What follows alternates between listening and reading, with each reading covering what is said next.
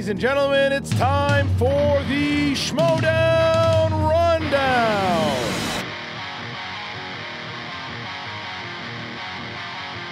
Introducing first, Frankie Stats Janisch. And their co-host, the man of controversy, Mr. Bryan David. And finally, Gilmore. Let's get ready to Schmoedown. What's up, Movie Trivia Schmoedown fans? Welcome to the Schmoedown Rundown, episode number 63, the official after show for the Movie Trivia Schmoedown. I am your host, Brad Gilmore, and I'm joined by a great luminaries with me today. First off, coming from Chi-Town, I know he hates when I say that, my man, Frank Janisch. What's going on, Frank? Yeah, Brad. Also, the only people in the universe who have never seen Star Wars are the characters in Star Wars, and that's because they lived them. That's because they lived the Star Wars. It's a crazy time, right? It's crazy. It's craziness. Exactly. Also, the man of controversy and many interesting facts that he tells us all the time throughout the broadcast, before the broadcast, after the broadcast, sometimes in my Twitter DMs. Y'all make some noise for my guy, Brian Davids. Foreshadowing, a warning or indication of a future event. You can't spell foreshadowing without spelling Fredo. Boom goes the dynamite. Wow. I love both of y'all's introductions, by the way, this week. They're top notch. They're high quality, and I appreciate them if no one else does. Well, I ripped mine off it's a quote from How I Met Your Mother, so there you go. You shouldn't have exposed yourself right there. You just broke kayfabe. You shouldn't have done that. Yeah. That's not advisable. That's not advisable. All right, I'll remember for next time. Yeah, remember that going forward. Well, guys, we're going to talk about the week that was in the Schmoedown. It's been a crazy week all over the globe. It snowed in Houston, Texas. That's when you know it's crazy. But let's get to a little bit of news to start off the show. Brian, I know this is something you're excited about. It was announced that Bonnie Somerville will return to the Movie Trivia Schmoedown in January. Tell us what you're thinking about this, Brian. Yeah, for you Phase Sixers who have no idea who she is, she's an actor who used to appear on Schmoes Live as early as episode 3, making 8 total appearances.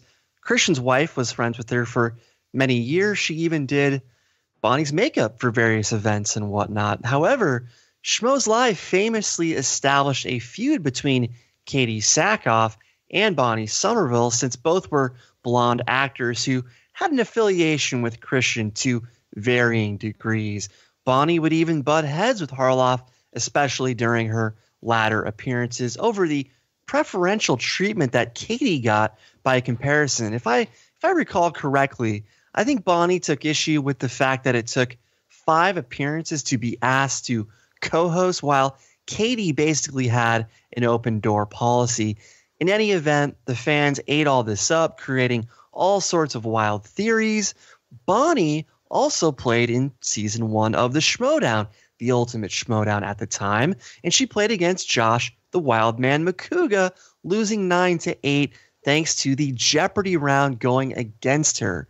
Macuga surprisingly got 3 quick wins that year. It seems like he peaked early, so welcome back, Bonnie, in any event. She is a great and lively personality, and she got the Instagram followers that she needed. And you know what? If that gets her back in the Schmoedown, I'll certainly take it. So, guys, any reaction to Bonnie's return? Well, Frank, let me throw to you first. What do you think about Bonnie Somerville coming back? Any thoughts? Yeah, I'm pretty excited to see Bonnie Somerville back in the Schmoedown. Back when she first was going to enter and play in the Schmoedown, Christian and them talked her up that she was pretty good at trivia, and she didn't have the greatest showing in her second round where they pulled categories out of a hat. She ended up getting Point Break. She passed out mob movies, and she got stuck with Point Break. She got one question right. In the end, she was 5 of 13 for that match against Macuga's 7 of 14. So, it was a real burner back then. Yeah, I'm excited to see how she performs in this kind of format now with the 8 questions in the first round and the wheel round and now the new third round that she's never played in before. So it should be really really fun to see her back in. And I'm a big fan of Friends, so Mona back in the Schmoedown, that's always fun. She was also on Two Guys, a Girl, and a Pizza Place. But the key for me is the feud with Harloff. She's really one of the few people that will really dish it at Harloff. So that is something to look out for. Brad, I'm sure you're going to keep a keen eye and ear on that as well.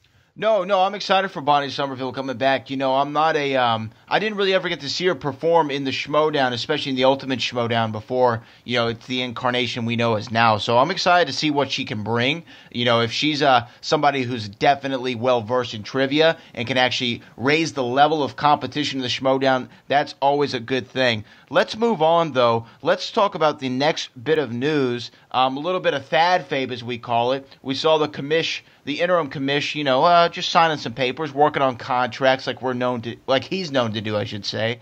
And one Emma Fyffe, known for her backstage interviews and her love for Harry Potter, and she's competed in the Inner Geekdom division. She came up and had an interesting request. She requested to be in the Manager Bowl that's going down at the Schmoedown Spectacular. What was puzzling, I think, to many of us as we were watching this is Emma Fyffe doesn't manage anybody, at least anybody that we know as of yet. She revealed to Thad she, in fact, does manage somebody. The name was not revealed, and she gave him a contract, and she was entered into the Manager Bowl. Frank, I'm going to go to you first. What is your reaction? Now we have Emma Fyffe joining the Manager Bowl going down at the Spectacular.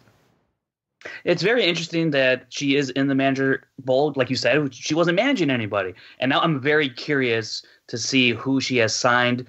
I see a lot of theories out there about maybe it's Clark Wolf or Rachel Cushing, somebody else possibly. Should be very, very interesting to see if that is revealed, because she has to win, and then it seems like she would pick this person that she's signed to get that number 1 contenders match. But if she loses, I wonder if that will be revealed. So this could be a mystery that stays a mystery forever. I'm just excited to see 4 of these people compete. Emma, she's competed a couple times with the Knight sisters and teams. Ricky, we've seen what he can do, or rather what he can't do. So it's going to be, I think it's going to be a really fun match, especially with 4 people now as opposed to a triple threat. So I'm looking forward to it. Now, Bryan, think about all the people competing in the Manager Bowl, once again going down to the Spectacular, and now you throw Emma Fyffe into the mix. How are you feeling about this? It's interesting. She might be the favorite as of this moment. Previously, I thought Jay would be the favorite. Everyone thinks Jay was the favorite, but now this changes things. And last week, I don't know if all of us said it, but I felt like the Manager Bowl was not solidified yet. It seemed like we were still one person short. Many of us projected Roxy Stryer to join the fray, since she manages the league after all. And Emma Fyffe, though, she shocked the world as she's apparently agreed to manage someone at the last minute, just so she can play in this bowl.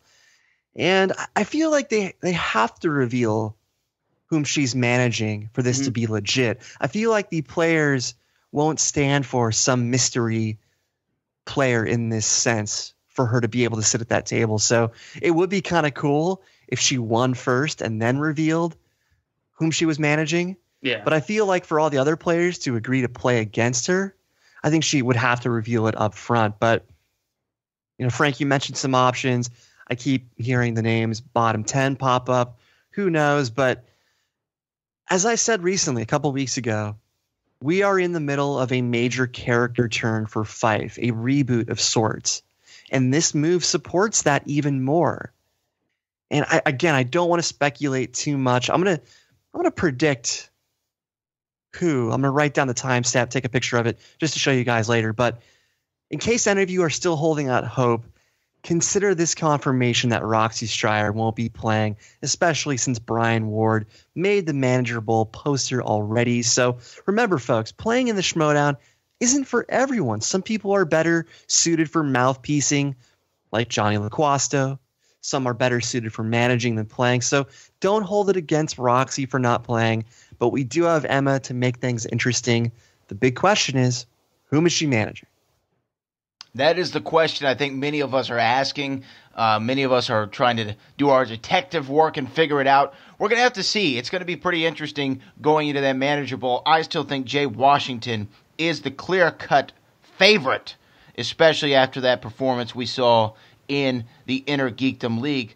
Guys, before we get to our first match of the week, there is another bit of news. Really shocking news. I think this kind of shook the whole Movie Trivia Schmoedown. It shook Schmoeville. Say that 5 times fast. It shook Schmoeville. I can barely say it myself one time. A revelation of sorts that came at the conclusion of the Star Wars Fatal 5-Way match. I think that it would be fitting for Brian Davids first to lay out what we saw and then give me your reaction. A bit of news is a bit of an understatement, especially since this news was kind of a two-parter of sorts. Now, backing up a bit, Tom Dagnino, Bobby Gucci, he's been teasing a big shift in the Schmoedown for a while. He's been teasing that he's going to be turning the league on its head. And he wasn't kidding. He wasn't kidding. At the end of the Star Wars match, Ken revealed himself as a heel, joining the Lion's Den, joining Top Den, a.k.a. Top Ken, a.k.a. the Lion's Ken. However, Rachel then convinced him to undo that heel turn in some additional kayfabe. For now, at least, he's agreed to play with her against Top Den's Blofeld's cat with Rachel as the Nerds watch on Tuesday. So he turned to the dark side, joining the Lion's Den. He joined the Lion's Den, but then he quickly undid it to play with Rachel one more time. So this is really, really interesting as to what will happen. I mean, would he make this turn in public after a huge match only to undo it 5 minutes later? Is he just setting up Rachel for more disappointment? This is a lot to unravel, but I've been kind of noticing this for a while, though. If you watch Inside Schmoedown every week, the last 5 or 6 weeks, Fredo Napzok has been saying things that are almost praiseworthy in regard to the Lion's Den. He's been saying, you've got to respect what they're doing. You've got to respect what Bobby Gucci is doing. You got to wonder, what's going on in that locker room because they keep winning. So his rhetoric towards the Den really changed in the last 6 to 8 weeks. So the seeds were there, and I would point them out on this show, and the clues were there. So if you go back and put those together, they were there. Now, as far as the scene with Rachel, as far as that kayfabe scene, at first glance, I really didn't like this scene because on the surface, we have one of our brightest stars, a bona fide triple threat, the inevitable rookie of the year, who also happens to be the best female competitor we've ever seen. She's basically begging Fredo Napzok to play with her still. Once again, how fitting is the Fredo nickname now, guys? But back to the issue at hand. The image of a superstar player groveling just didn't sit well with me when Ken doesn't deserve her talent and partnership, something he admitted. However, then I realized that I shouldn't be judging this one scene in and of itself because it's part of a long-running story arc. You could call this her heroine's journey, if you will, as Rachel went from obscurity to prime time, crossing the threshold and displaying raw power and strength we've never seen before. Only she's just now facing real conflict and struggle, including her recent singles tourney loss in round 3 or her near Inner Geekdom contender match win, all while Ken has been giving their team the runaround. So instead of looking at this scene as an unflattering moment, I now view it as a part of this bigger story arc, which deepens my appreciation for it because Rachel will come out of this even stronger and in a better team situation than she had with Fredo. Per the modern-day heroine's journey, ordeal paves the way for the reward. And the reward of potentially not playing with Fredo in teams will be significant if things don't go well against Blofeld's cat on Tuesday. So, again, this is pretty amazing stuff. Frank, what was your reaction to Ken's turn and then the somewhat unturn? I'm serious when I say this. I think I actually almost wanted to cry when I saw Ken coming out there, being unhooded, and Grace and Bobby Gucci welcoming Ken into the Lion's Den. I was legitimately sad. I love Ken as an entertainer and as his character on the Schmoedown. So this was tough to watch, but at the same time, I was like, this is brilliant. This is absolutely brilliant. You can say that in the past, reveals haven't really lived up to the hype. This one delivered. Bobby Gucci delivered on this one. It was amazing. Just what I felt when I saw Ken turn. It was very sad. But then we got this scene at the end with Rachel and Ken, and she's really begging Ken to come back. When I thought, well, Ken really doesn't need to be begged back onto the Nurse Watch. I kind of thought that he would just be a supporter of Rachel's, and that he would find somebody else to join the Nurse Watch to help Rachel. I kind of thought maybe it might go in that direction for their group.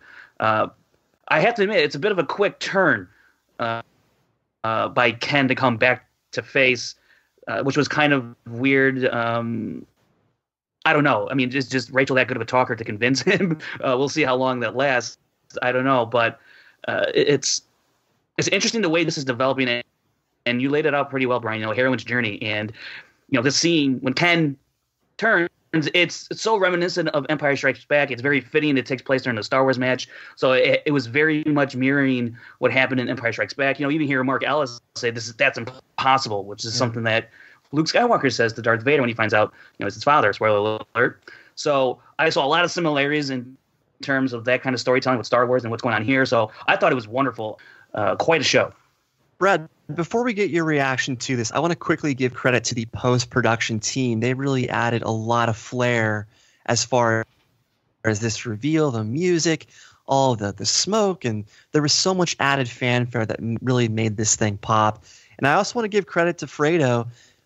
When we know he has an improv background, and what he did with his iced tea, where he kept sipping on it longer and longer as Rachel's groveling with him. I thought that was a very nice heel touch right there. So, Brad Gilmore, thoughts on the turn and unturn, for now at least, of Fredo Napzok? Well, it was definitely not something that I saw coming at all. Ken Napzok has kind of been, to me, like a white meat baby face. That's the term that we use. He just seemed like the goodest of good guys, right? And to see him join the Lion's Den is just one of those things that you could never see coming. You never see it coming.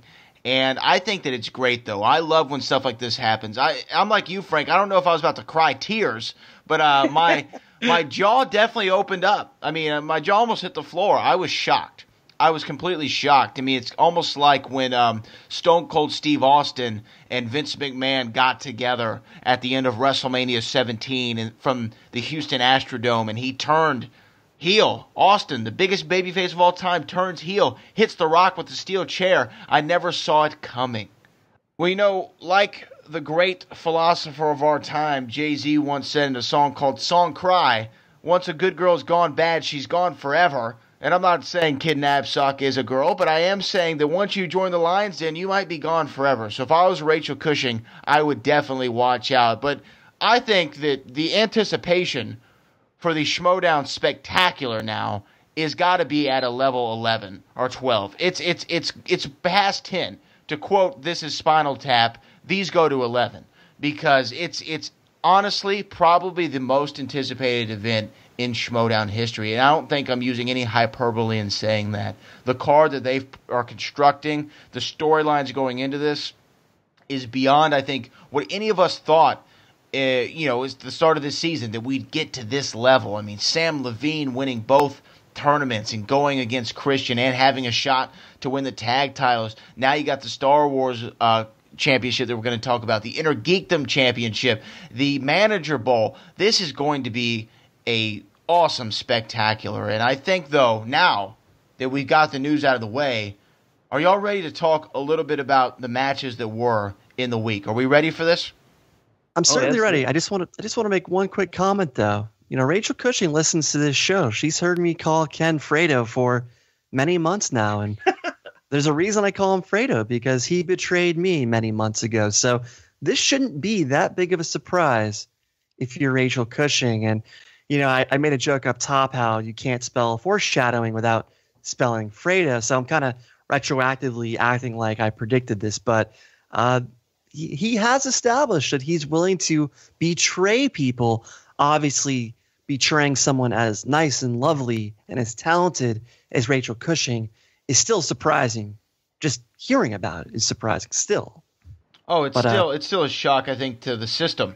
And no one saw this coming. Maybe you did, Bryan, but you are a soothsayer. That's what people say about you. So I don't know, but for me, I did not see it coming. But let's move into the first match of the week. It was a very, very fun one. We saw a debut of Lon the Professor Harris going against Marc the Magic Man. And we've seen Marc compete before. You might know him from Fat Man on Batman. A pretty good competitor, very good knowledge base, especially for the comic book movie genre. We're going to see if that played to his advantage, but we didn't know a lot about the Professor. Didn't know a lot about him. So it was an interesting match. We saw their introductions and promos. Let me kick it to you, Brian Davids. Did anything stand out to you about the Professor or the Magic Man? Well, starting with the intro tidbits, it was interesting that Ken and Rocha were calling this match. Fredo and Rocha were calling this match. It was interesting that Rocha couldn't pronounce the name Bernardin initially. That was kind of strange. I have my concerns about Rocha calling the match. I'm not going to go into those here, but Bernardin last beat Scarpino. That seems like a million years ago. Lon Harris, the Professor, that was the introduction of his nickname.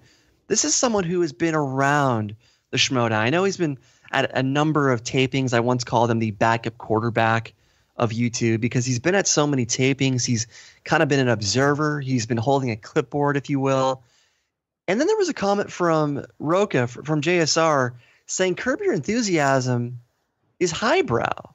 It's not highbrow. It's like Seinfeld. It exploits mundane moments in life, much like that lame restaurant policy where you can't sit at your reserved table unless your entire party has arrived. But that is a story for another time. As far as promos go, Magic Man, he said that while making Castle Rock, while writing a TV show, he missed the thrill of competition. So I love that once the Schmoedown is in your blood, it's something that you cannot get rid of. It is an addiction, if you will. And the Professor, he's claiming to be the Schmoedown's smartest man. He's mocking the Schmoedown's tendency to pull questions mostly from commercial films, from blockbuster films. Now, I have to give him some criticism, though. His wardrobe didn't sell the character since he was dressed like Kim from Soundgarden. Some wrinkled khakis, a crappy blazer, and a scarf would have done just fine to sell the Professor persona. And the bigger issue, though, I feel like Lon was going for virtually the same gimmick as critically acclaimed, especially Whitney, only Whitney does it, a bit more effectively and with greater arrogance. Maybe not more effectively, but Whitney does it with a bit more pizzazz. He wears a suit and he's got more arrogance. So hopefully Lon finds a way to better differentiate his persona with that of critically acclaimed, because they both go for the same "we're smarter than you" approach. And we've got a lot of heels as it is. This is mostly a heel league. We don't need the same type of heels. So I love what Lon's doing. I love what critically acclaimed's doing. I just hope that Lon can find a way to make sure that there's no confusing the two parties. So beyond that, he had some great talk saying there's no magic to movie trivia, just knowledge. I'm paraphrasing, of course. And then he closed his promo with a poem. And he basically summed it up for the layman out there by saying, that means I'll kick your ass. So A great promo from a guy in his debut, and I think he knew what to do given all the times he's been around to watch others do it to a lesser degree. So, Frank, were you impressed by his persona nonetheless? I did like the persona. I did like the persona a lot and what he was trying to come across as, and I think it worked pretty effectively. And you're right, that last ending line he had, that basically kick your ass. I thought it was a great way to sign off his promo there. So it was pretty good stuff from the professor right off the bat.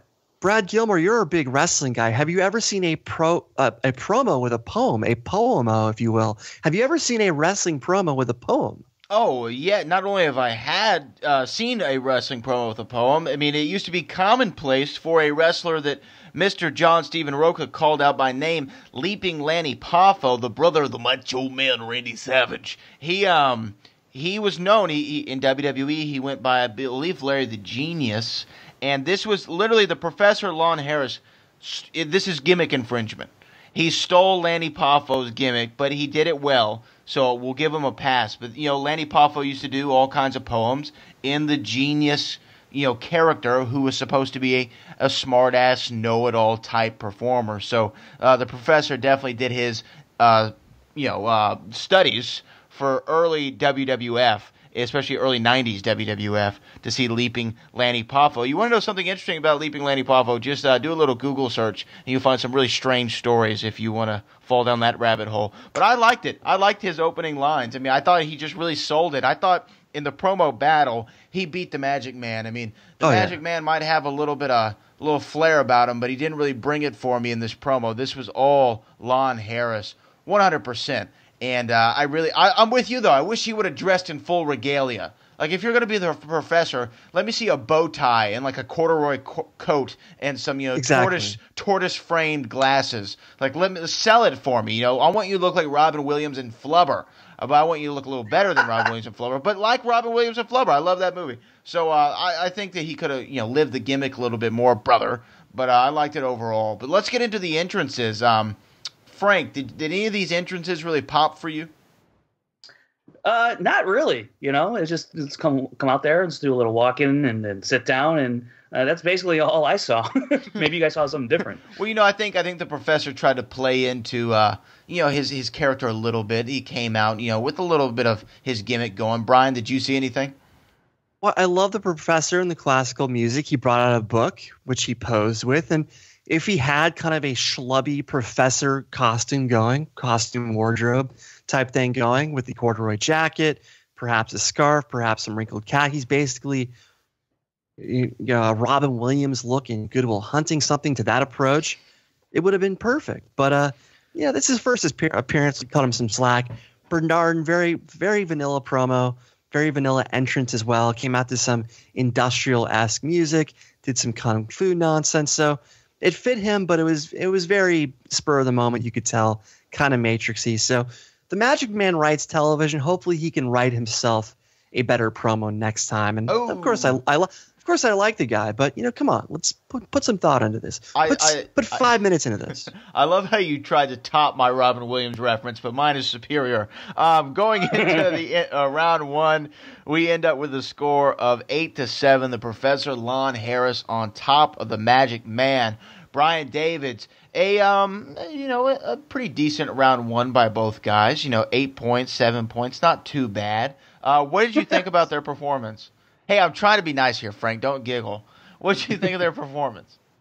Well, it's interesting. A perfect round for Lon Harris, which is no surprise since round one is the easier of the first two rounds, as evident by the mass number of perfect rounds between singles and teams in comparison to the number of perfect round twos between singles and teams in 2017. And it's crazy. It's crazy how many rookies in their debut matches keep getting perfect rounds in their debuts. I can't wrap my head around it, but he missed the bonus. A very easy question. Ray Liotta as Shoeless Joe in Field of Dreams. I've been to Field of Dreams many times.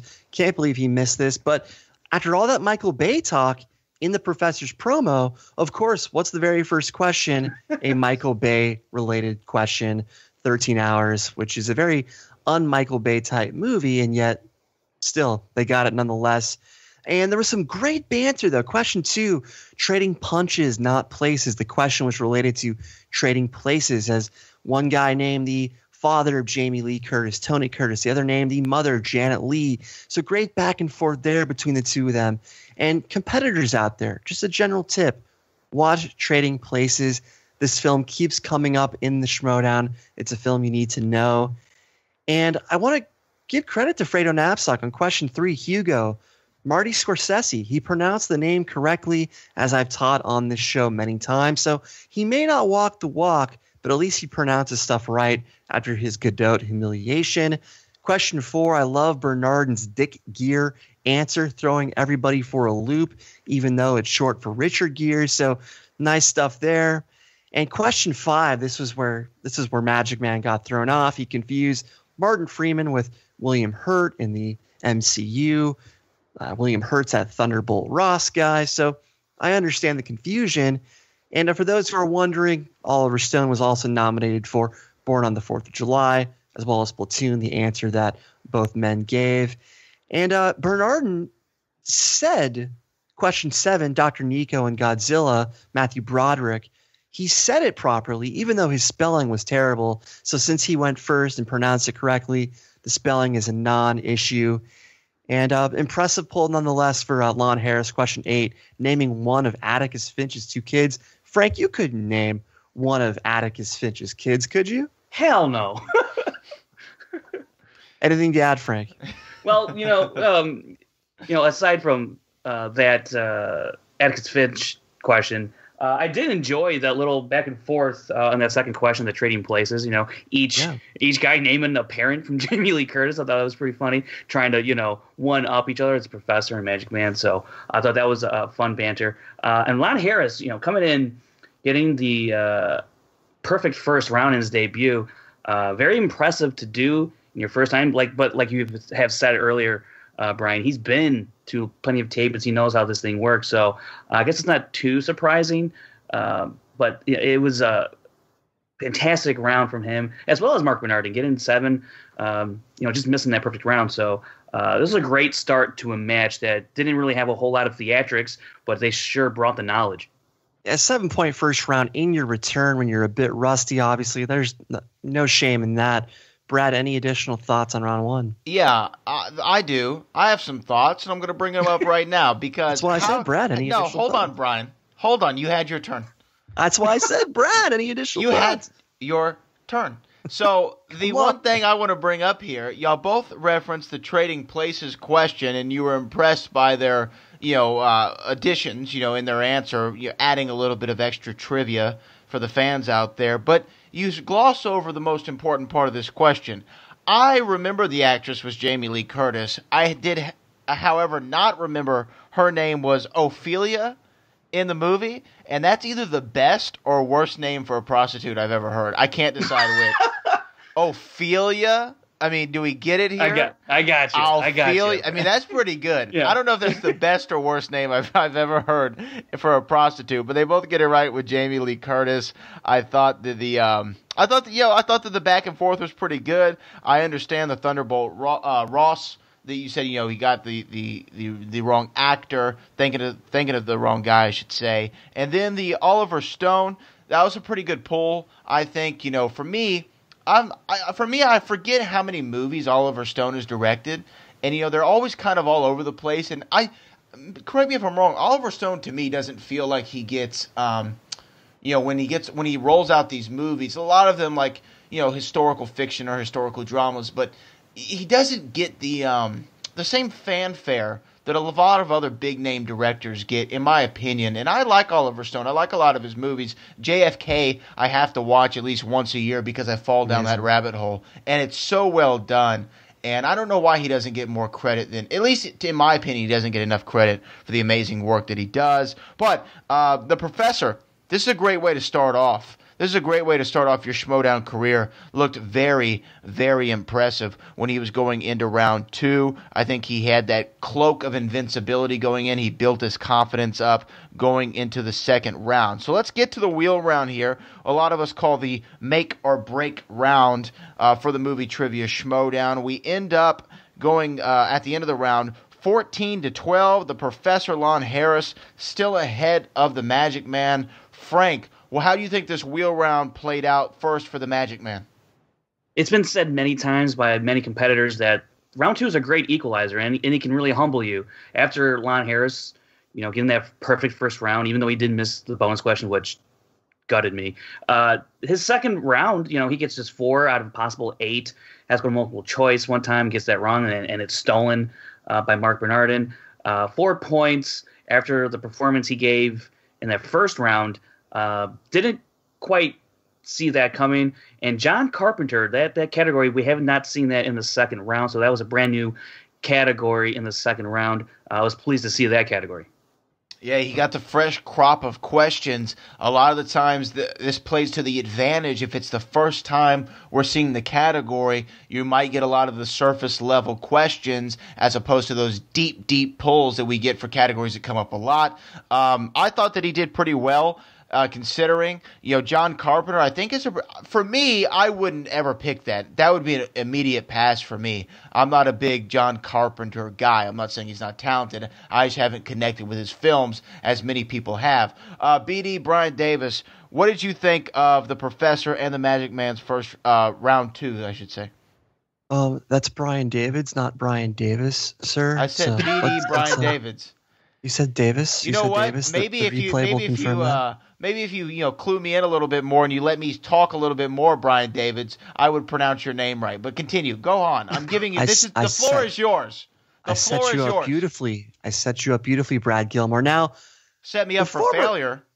The former the former host of this show, Aaron Turner, he was the proponent of this John Carpenter category. He submitted the pitch for a John Carpenter wheel category, and he did 60 episodes of this show, roughly, give or take, just to have the chance of recapping a match with John Carpenter questions in it.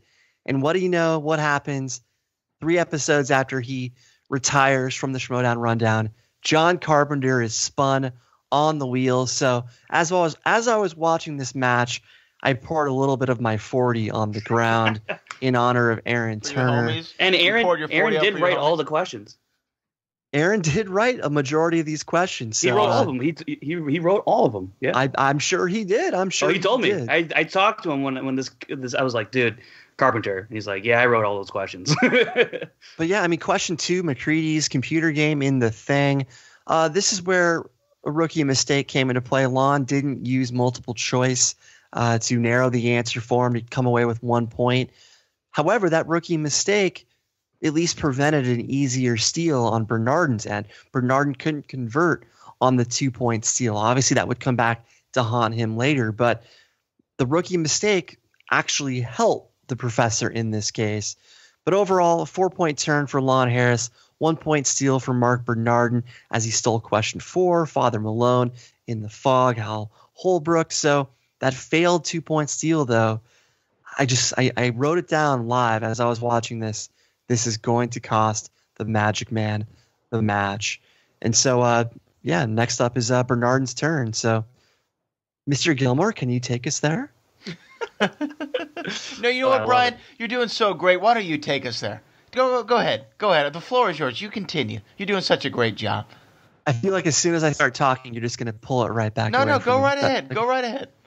Well, the Magic Man spun comic book movies, and since he does a show called Fat Man on Batman, we have to presume this is a very desirable category for him. But guys, general question or general point, look at how many times this category has been pulled within the Schmoedown. At some point, these questions have to get impossible, and it already seems to be going in that direction. I mean, question 1, Batman Begins, the first method of destroying Gotham.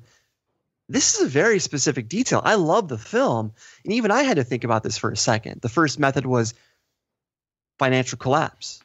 Yeah, and that was definitely a tough pull, but continue. And guess what happened? He didn't use multiple choice. So who stole it? Lon Harris. So Lon capitalized where the Magic Man couldn't with that 2-point steal. So once again, 4-point swing basically in the case of Magic Man, where it cost him 4 points. He couldn't steal 2, then he had 2 stolen from him. Question 2, Psylocke and X-Men Apocalypse, had to go to multiple choice. Olivia Munn. Very forgettable movie, forgettable character, no offense. Question 3, Iron Man 2, Tony gives what for strawberries? I mean, very specific detail. Multiple choice, he gave his watch. Lon Harris extends his lead 14-10. And then question 4, the narrator of 300, David Wenham?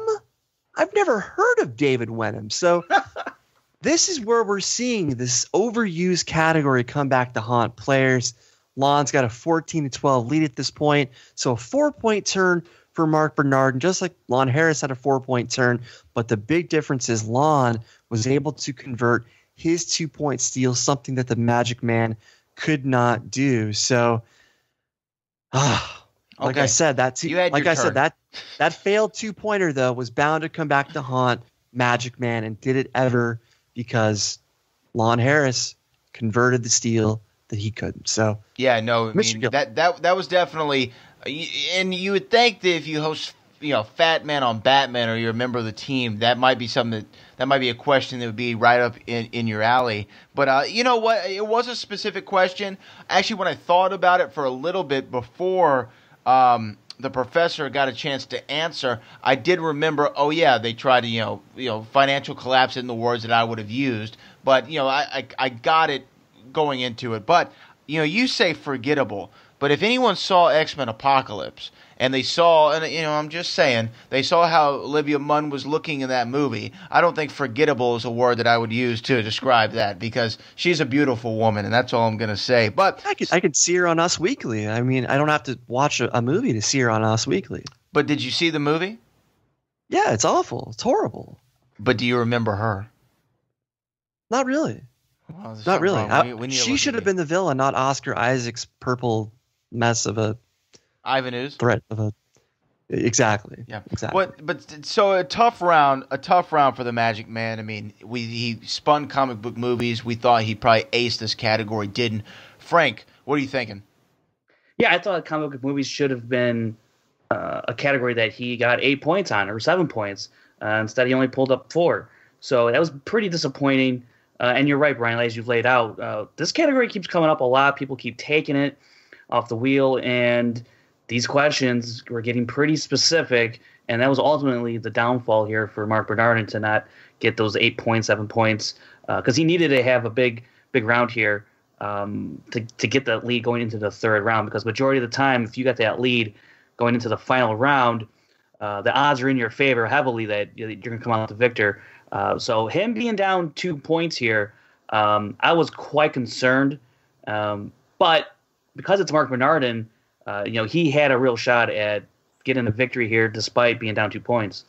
I mean, Tarantino's been pulled twice, and there's a certain player who thinks the questions would be obscure despite only being pulled twice. So comic book movies has been pulled 73 times at least. Frank, please do me a favor. Between our next episode, please look up if comic book movies is the most overused and most over-asked question or category that we've had so far. It's got to be in the top 3. Yeah, I'm actually pretty curious to go look and see what are the top categories that have been used so far. Yeah, it's a good one. Yeah, but players out there, competitors out there. Yeah, competitors out there need to definitely take note of that. But to me, it's got to be comic book movies, maybe Spielberg, and I don't know, action adventure. That's a good one. Yeah, probably in the wheelhouse. But comic book movies for me would have to be at the top. Going into round 3, we saw how it ended up. A tough loss for the Magic Man, but it ends up 16-15. The professor gets his first W in the Schmoedown. The questions, though, for the Magic Man, I think were pretty, at least for me, I didn't know any of these. What 1998 film had the following tagline, on the air unaware? Name 2 films directed by Amy Heckerling revolving around the life of high school kids, and in what Brad Pitt movie are real-life humans referred to as humanoids? And then I think the professor really got, this is the most wonderful time of the year, and he got one of the easier questions of the round. What actor took over as the new Santa Claus in the 1994 holiday comedy, The Santa Claus? Brian David's What did you think? Did you am I wrong? I mean, did you think the Magic Man kind of had some tough questions for the round 3? He did, but they were answerable. I mean, the 2-pointer, On the Air, Unaware, Truman Show was a big deal in 1998. I love that film. But, you don't just associate. I don't know. For me, after they said the Truman Show, I was like, okay, that tagline makes sense. But those movie taglines are always, they're always tough. They're always tough. They gave us the year, though, and the year is kind of a clue because you do realize that Truman Show came out late 90s. There are only so many premises at the time where it has that kind of vibe. It's an answerable question. It's a tough 2-pointer relative to the rest of the Schmoedown questions we've heard. The rest of the 2-pointers, tough 2-pointer. Taglines are always tough. His 3-pointer, though, which he got, Amy Heckerling. If you're a product of the 90s, Clueless, you're going to get Fast Times. Almost every young man, regardless if they were born in the 80s or the 90s, has seen Fast Times, or at least they should. So I knew he would get that. But then Lon Harris's 2-pointer, coincidentally, SJ released a Santa Claus HT on the day of this match's release. So it was right in Lon's wheelhouse. That being said, I have no idea if Lon has any involvement in that particular property still. But still, very strange coincidence there. But that gave Lon the 16-15 lead. And the 5-pointer basically summed up the Magic Man's luck. In what Brad Pitt movie are real-life humans referred to as noids?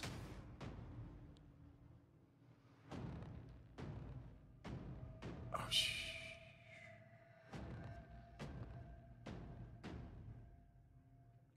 12 Monkeys. And your winner, the final score of 16-15, the Professor, Lon Harris. Noids in Brad Pitt's what film?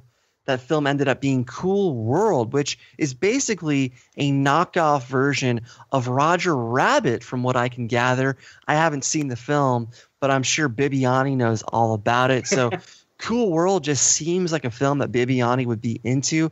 I do know that it's a Roger Rabbit knockoff, but with Brad Pitt instead of Bob Hoskins, and not as good. So Bernard just did not get the questions to go his way in rounds 2 and 3. Yeah. Comic book movies too deep at this point, and these questions in round 3 were just too deep, too specific, and the Professor makes a big splash in his debut. I think he, definitely a big splash in his debut. And I do remember when I was watching this episode and On Air Unaware came on, I remember thinking that for some reason it might be Good Morning Vietnam. I don't know why. That was my guess, and I was awfully wrong on that. My Brad Pitt guess was going to be World War Z. So you could tell this was definitely my round.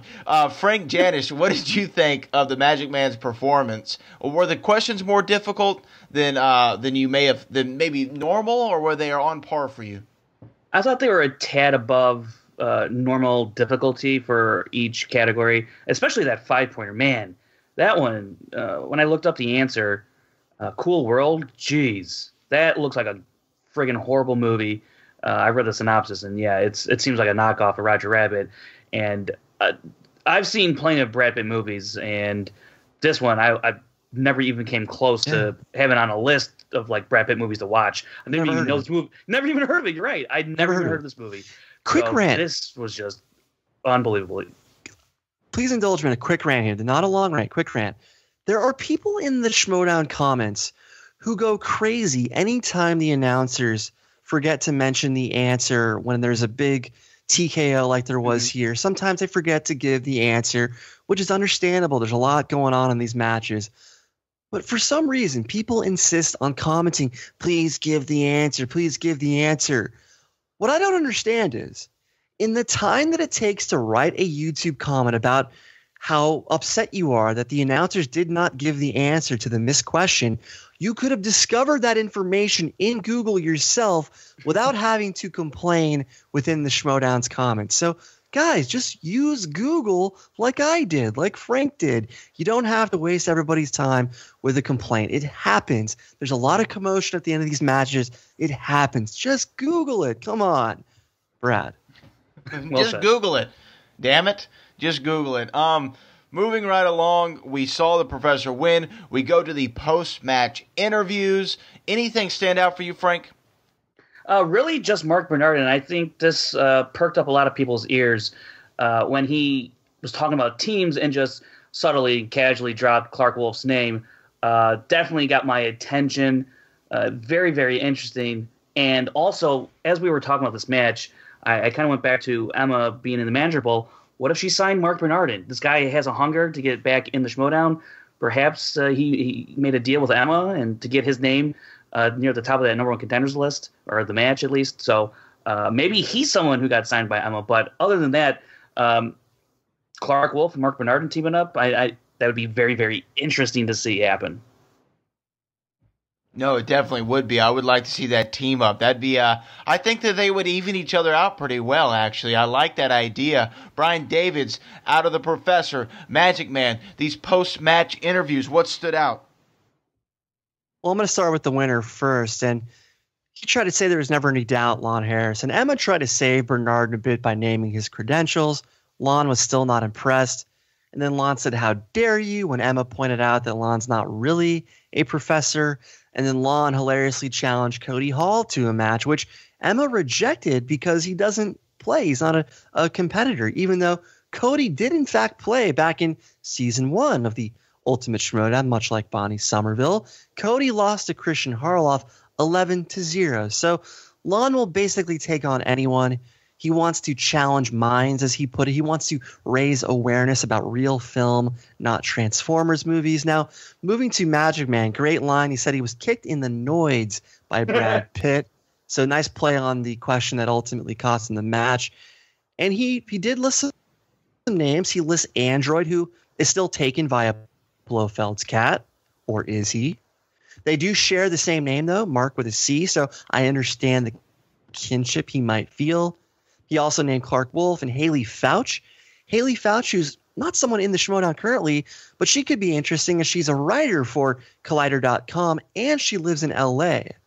Now, I know people might be excited about Clark, but Clark is on a different path right now. Android is already associated with Blofeld's cat, so their destinies are decided right now.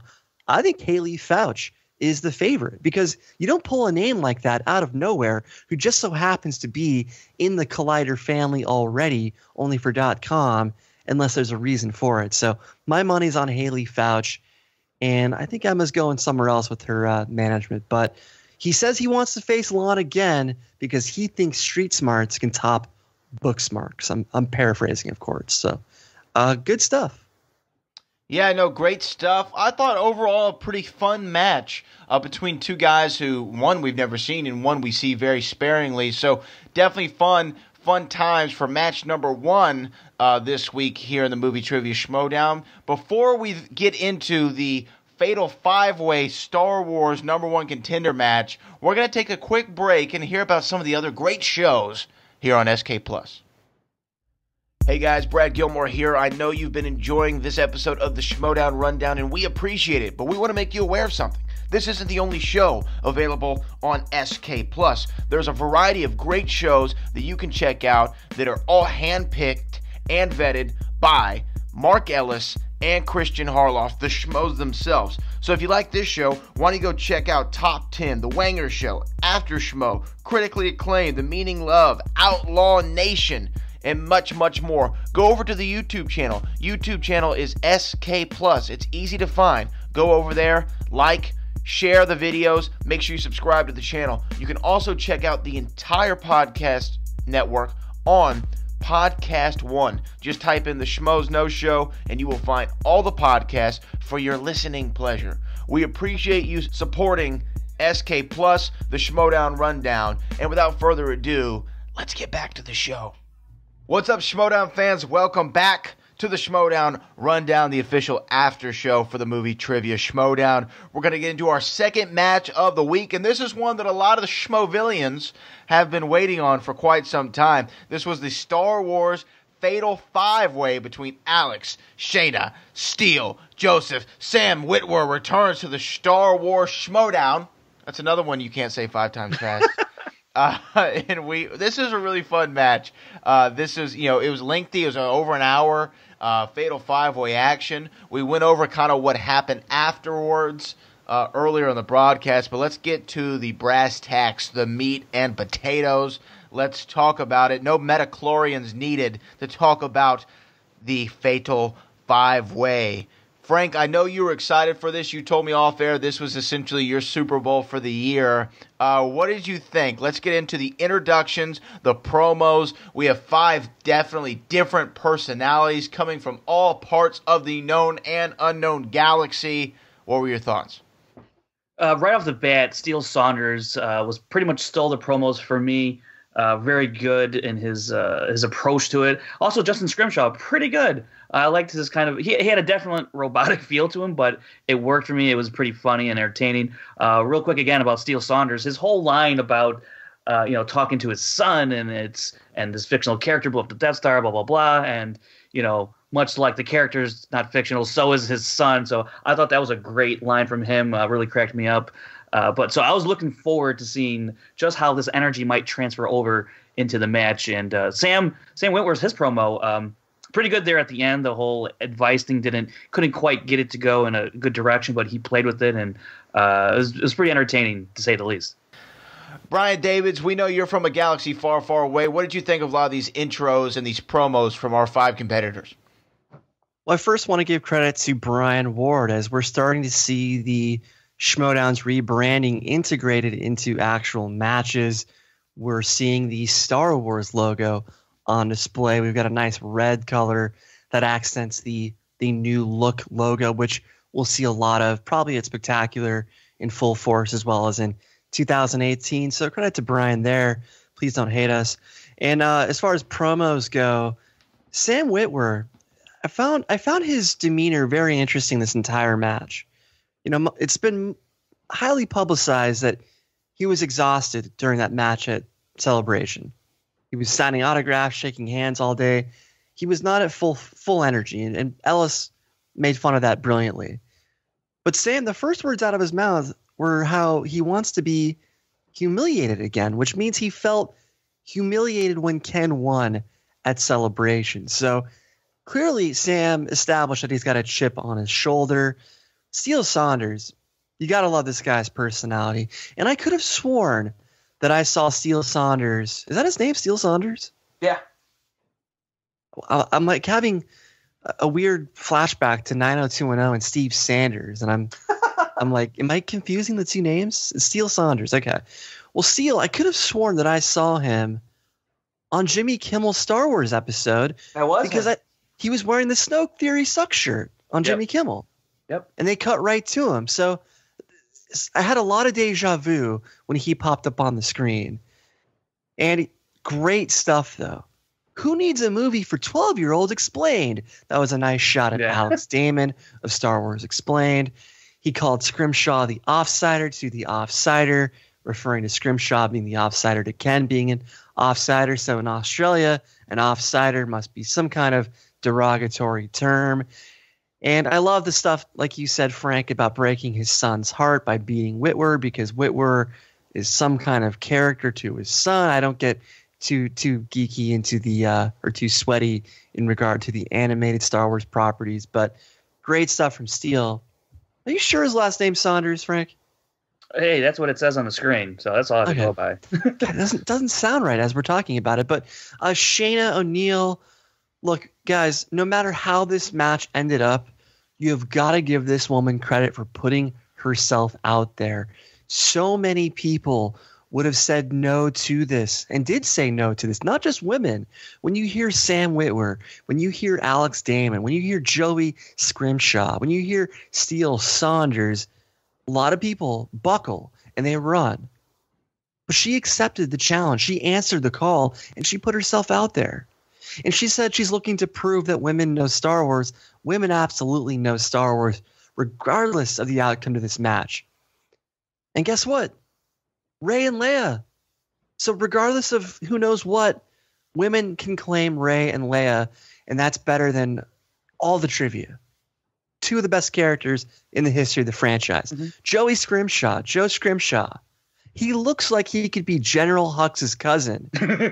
He looks like he could be in the First Order or the Empire if you give him the right costume. And he says he's going to go into hiding if he loses.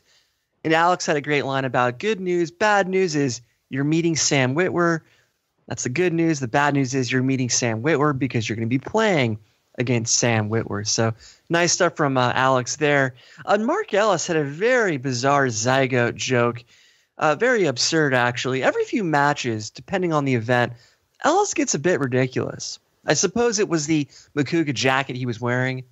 For some reason, whether it's Elliot Dewberry or Mark Ellis, whenever they wear Josh Makuga's jackets, they, for some reason, take on the attitude and persona of Josh Makuga, and they act in ways that they normally don't act. And Ellis, during the match, he had another transitionary joke that just landed with a thud, and he kind of looked at the camera for an extended bit, and no one gave him anything. So, like I said, guys, the Makuga jackets, be careful when you put those on.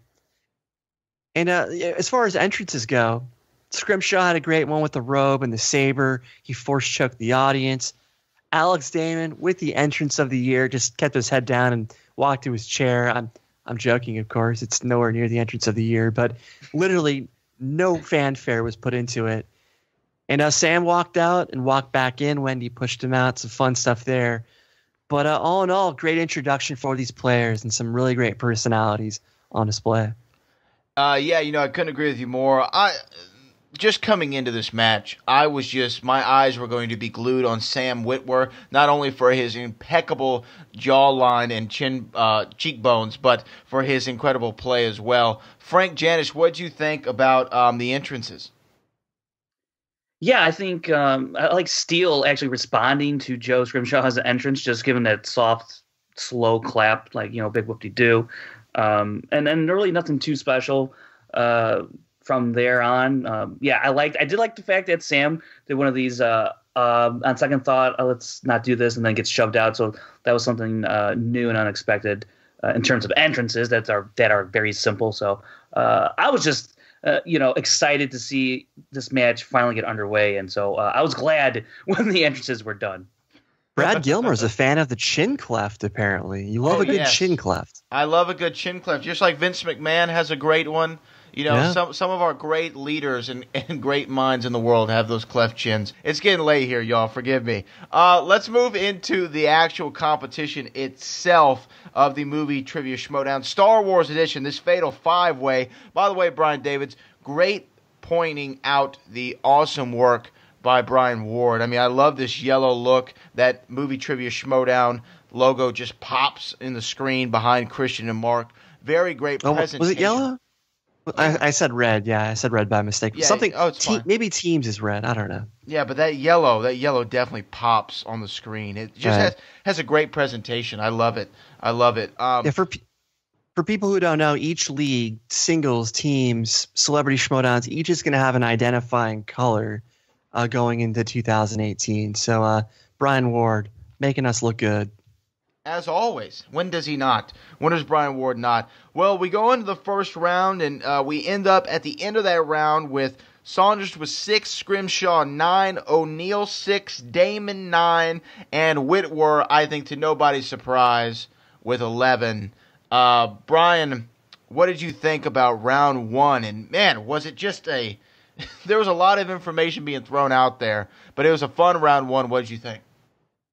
Well, first off, there are 4 S's and an A: Steele, Scrimshaw, Shana, and Sam, and then Alex. So 4 S's and an A. Let's keep things in line here.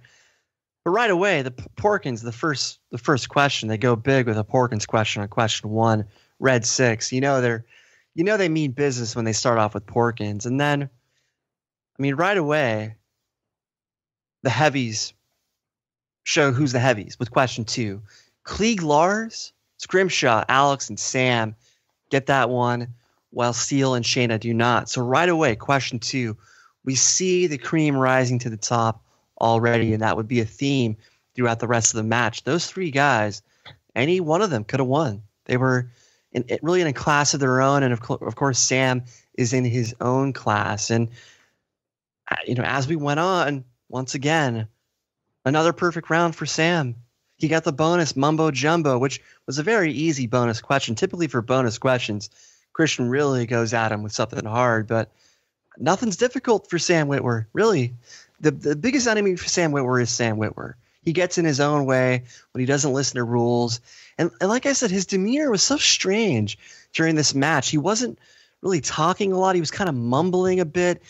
It was almost like he was trying to preserve his energy on the actual trivia, and he wasn't trying to overdo talking or entertaining. And that's why his promos were just kind of half-hearted when he came out. He didn't really talk at the table. It just seemed like he was very focused and wanted to preserve his thought process and energy. But question 7, I want to talk about this for a minute because this is the challenge question. This is the lamp that R2 and Yoda fought over. Now, Steele challenged that it was a space torch. That's what he called it. And he won because apparently in Australia, a torch can be considered a lamp, supposedly. Now, I researched this, and I found nothing that confirmed that in Australia, a lamp is also considered a torch. The object itself that they were fighting over, it looked like a mini mic stand with a little platform on the bottom of it, and it looked like it had a little small glow stick at the top of it. So I hesitate to call it a lamp. I hesitate to call it a torch. It looked like a weak flashlight, if anything, but it wasn't as portable as a flashlight. Now, in the background of this scene, there's also a burning lantern.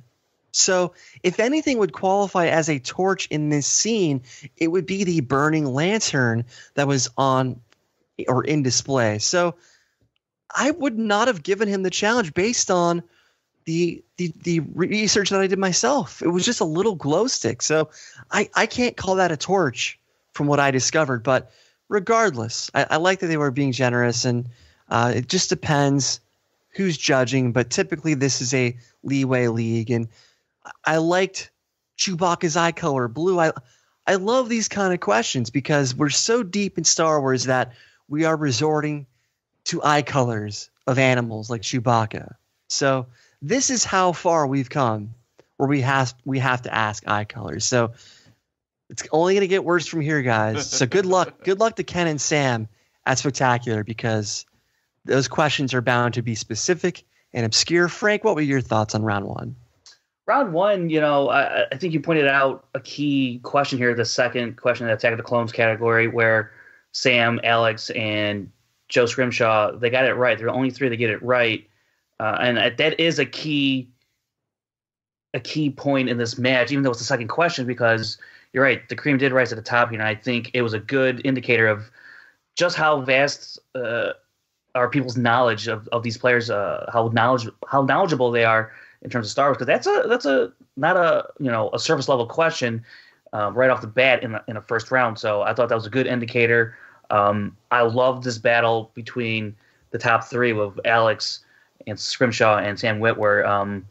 It was fun to see. And Steele, he popped up some good moments there. Kind of, I think there's a question where he started promoting his own podcast and having fun with having fun just playing the match. And even Scrimshaw kind of got in on the fun too as well. I think there was at the 8th question, he gave his answer and he just gives a look at Scrimshaw. This was after the torch question where he wrote his answer and solidified it with the period because he was confident. So there's some good stuff going on there just outside of the questions, outside of Star Wars trivia. So I like that there was a lot of people were getting in certain ways not necessarily related to the question. So not only was the trivia entertaining to me, but just the personalities and the fun they were having up there, it just made it for a great first round, a great event all the way around. It's too bad that Steele lives in Australia, because he'd be the perfect color commentator for Schmoedown Star Wars matches. He would be so fun as a color commentator. Also, I want to say the audience scoffed at Christian Harloff's impression of Yoda. I thought it was pretty good. I was like Mark Ellis was like, wow, that's pretty good. But I had no idea why the audience turned on Christian. So that was kind of weird, but I thought it was a good impression. Brad Gilmore, can we hear your Yoda impression? No, I don't have one. Okay. I don't have one. But I did like Sam Witwer's impression of Harrison Ford. I mean, he almost does it as well as Mark Hamill, who has the best Harrison Ford impression I think I've ever heard. Yeah, mumbo jumbo. But anyway, moving along. I think though, speaking of Sam Witwer, Brian Davids, you talk about his demeanor, how it was a little weird, like he was conserving his energy. I think that it was the fact that he still feels shame for losing. Interesting. To Ken Napzok. I thought that he was like, you know what? I shouldn't even have to be here. Yeah. This is how upset I am at myself. Why am I here? I should be the champ. I shouldn't have to be competing for an opportunity at the title. Not saying that he felt entitled, just feeling disappointed in himself. That's where I thought his emotions were during the match. Couple of good questions in this round one. I did like the Chewbacca question, which, by the way, guys, forewarned, I am a Star Wars fan, but I've only seen the movies a couple times. I'm not super deep in the mythology. I don't know character names. I don't know planet names, aside from the main guys. I know Tatooine, I know Naboo, and that's pretty much it. But when we go into these questions, I'm not going to know all these, but I did know Chewbacca's eye color. I don't know how. I just said blue. It came to me in a dream. I don't know how it happened, but I did like also who frees and marries Shmi Skywalker. Brian Davids, for a minute, I thought they said Smee, and my my radar for the movie Hook that we both love came good. up. So I was Bob excited. Hoskins, Roger Rabbit, another Bob better Hoskins than Cool reference. World, bitches. Talk about it. But Sam Witwer just came to play. I mean, we can talk about his demeanor all you want to, but he definitely came to play. And even though everyone was having fun, Sam Witwer was all about the Benjamins and all about the business. He's got his mind on two things, the two C's, that's checks and championships. So I thought that was a very strong first round. And you said it best, Brian. Everyone at the table was pretty much in a class to their own or by themselves. But then Sam Witwer had like his own podium and his own cubby and his own whole corner of that classroom that just belonged to him. And he was that kid in class who you just have to send over there because he was a little bit accelerated over everyone else. So he'd be working on like college algebra while you're trying to figure out multiplication. So I definitely agree with that assessment. But before Brad, we go into round two, point, yeah, what are you going to say? Brad, to that point, I was fortunate enough to watch every game that Michael Jordan ever played as a Chicago Bull, especially during the 6 championships. And watching Jordan is like watching Sam Witwer play Star Wars trivia. It's just, it's a privilege to be able to watch Sam Witwer play Schmoedown Star Wars trivia. It's just, it's incredible to watch this man work in this game. And real quick before we move on to round 2, the Revenge of the Sith question, what was Obi-Wan Kenobi's call sign? That is a hell of a question because it happened so quick in the beginning of the movie, the beginning of that opening scene, that I don't blame you for missing it, but man, for him to pull out that answer, what seemed like fairly confidently when everybody else got it wrong and he got it right, which kept his perfect round alive, that just shows you how good Sam Witwer is and that he does, in fact, pay attention to all these little details that other people like myself or Brad especially would miss. Wait, Frank, you're from Chicago and you interrupted my Jordan comparison to point that out instead of agreeing with me that it's like watching Jordan when it comes to watching Sam play in the Schmoedown with Star Wars trivia? If anything, I was further adding onto your point by pointing out I'm how just good kidding. he is. But that you did bring up a good point because if you want to succeed in Star Wars Schmoedown, Star Wars movie trivia Schmoedown, it's I don't know what to call that quite yet, but learn the call signs, learn the pilot colors. Like Skalisky sure loves to say, hey, what's the call sign? What's the pilot's color? What's the number? So very specific stuff, but if you're playing in a Star Wars movie trivia Schmoedown match, that's the kind of stuff that it comes with the territory. Yeah, also learn all the weapons that they like to use. That was something that we saw back in the day in some of the team Star Wars trivias that we saw. And all the planets, and all the creatures, and all the monsters, and all the ships. Learn everything, guys. Learn everything there is to know about Star Wars, canon, non-canon, and maybe you will have an opportunity to defeat Sam Witwer.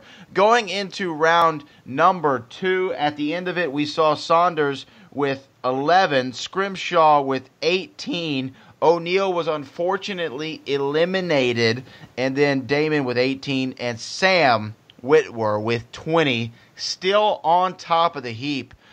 Frank, this was a, the wheel rounds, we always say, like, they make a break, like we talked about in the first match for this week, but the wheel rounds in the Fatal 5-Ways, I think, have way more at stake, because if one person gets it wrong, if the person spinning the wheel gets their question wrong, 4 people have the opportunity to steal, and it kind of changes the dynamics to me of the math. You have a lot more opportunity to catch up if you were far behind, let's say like an O'Neill was when she was coming into round 2. She had a lot more opportunity, or at least there was a lot more promise to catch up if someone were to miss the question. So Frank, what did you think of the wheel round? Frank, can you please start with Alex's turn? We'll go turn to turn to turn to turn. Sure. Thanks. Alex, spinning away from villains, I like that strategy because that can span over all the movies, right? Nobody wanted villains in this match. Did you notice that?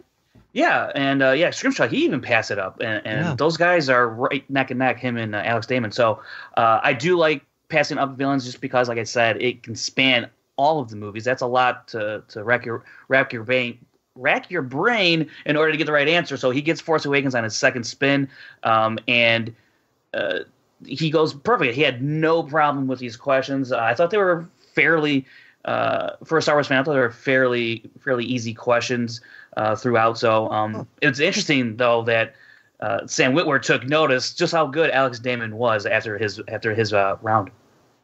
I've seen The Force Awakens. I saw it 7 times in theaters. I've seen it probably 15 times. And the Eilenian system, I don't think I could have named that. Who stole the Falcon from Solo? Duquesne. I probably would have come up with that in multiple choice, but not off the top of my head. I did know the 60 portions that were offered for BB-8. So Alex showing a deep knowledge of The Force Awakens, which is definitely, if you're going to get a category, that's definitely a category that you want because it's so fresh in our head, having dissected it, every which way the last 2 years. Especially the way he covers that movie on his channel. So you knew that a lot of that stuff was going to be fresh because he's been covering it very recently over the past year or two. Exactly. And then, Brett, any additional thoughts on Alex before we get to Sam's spin of Revenge of the Sith? I think The Force Awakens was definitely a great pull. I think it's a better movie. Like, say you land on Force Awakens or you land on Rogue One. I think The Force Awakens is definitely the smarter pick of the two for the reasons you just said. And it's probably the most fresh. I mean, you've seen these other movies a million times, and maybe you don't watch. Maybe you're not like Frank, who told me earlier he watches at least one Star Wars movie every year. Maybe you I said a week. I mean, every week. I'm sorry, every week. I was gonna say maybe you only watch them once a year or so. But with The Force Awakens not only being such a recent film, just coming out 2 years ago, but also being such a topic of conversation in the movie world for the last 2 years, I think that it was a really smart category to go with. It's also a better movie than Rogue One, just for the record. Well, it depends. It depends. This is going to be a funny story that maybe some of the Star Wars fans out there will like. Since I am just kind of a casual fan at best, I went into Rogue One and I was excited. I'm like, man, it's another Star Wars movie. This is going to be pretty dope. And I didn't realize until probably about 15 minutes before the end of the movie. I'm like, oh shit. Everybody's gonna die. Never registered. Never do we see these characters in any other Star Wars movie, but for me, it never registered at all. That's my deep understanding of the Star Wars mythos. That's a fallacy. A lot of people think, we didn't see them in the future films. That means they have to die. That is not necessarily true. But For some reason, ghosts or whatever you got. There's always creative ways. But I'm just saying, for me, but they weren't Force sensitive characters. So I mean, maybe in the books a couple of them might have been, but the point is there's this misconception that prequel characters have to be killed off if they're not shown in the pre-existing works, which just isn't true. Don't get me started on that. But I see what you're saying. And guys, are we all going to see episode 8 on Thursday? Which means as of our next show, we will have all seen episode 8. Is this true for all of us? Because I know I'm seeing it next Thursday. Yeah, I got tickets for a double feature: Force Awakens and then The Last Jedi premiere. So we'll see. I'm going to catch it. I'm going to catch it that weekend. The Thursday night it comes out. That's my birthday. December 14th. Send your tweets my way at Brad Gilmore. I appreciate them in advance. Any gifts, you can DM me and I'll send you a mailing address. But so Frank and I will do our best to not spoil it for you next Friday when we record. Got it. Yeah, I probably won't see it till Saturday or Sunday. Most likely. So I'm going to have to hold off. But I think everyone was cool. Everyone was cool with Force Awakens. No one spoiled anything for me. And I actually went to a Christmas party like the night after it came out. No one spoiled a thing for me. So I was really excited about that. But enough about our own personal stories. Who was next on the spinning the wheel? Was it Witwer? Was Witwer next? Yes. Sam spun Revenge of the Sith. Question 1, Uncivilized. No problem for Sam. Question 2, Palpatine tells Mace his power is unlimited. No problem for Sam once again. Question 3, who did Obi-Wan greet on Utapau? Utapau, yeah. Now, this was the interesting question of the round. He needed 2 Josh McCouga's JTE rules to register this.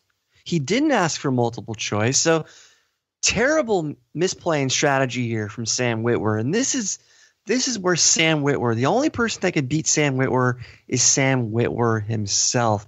And he didn't listen to the rules. Christian was literally saying during this question, hey, you can use multiple choice. And he was doing everything possible to get Sam to use multiple choice. And yet Sam was in his own world. He just didn't use it. So he guessed to get the full amount of points. He missed.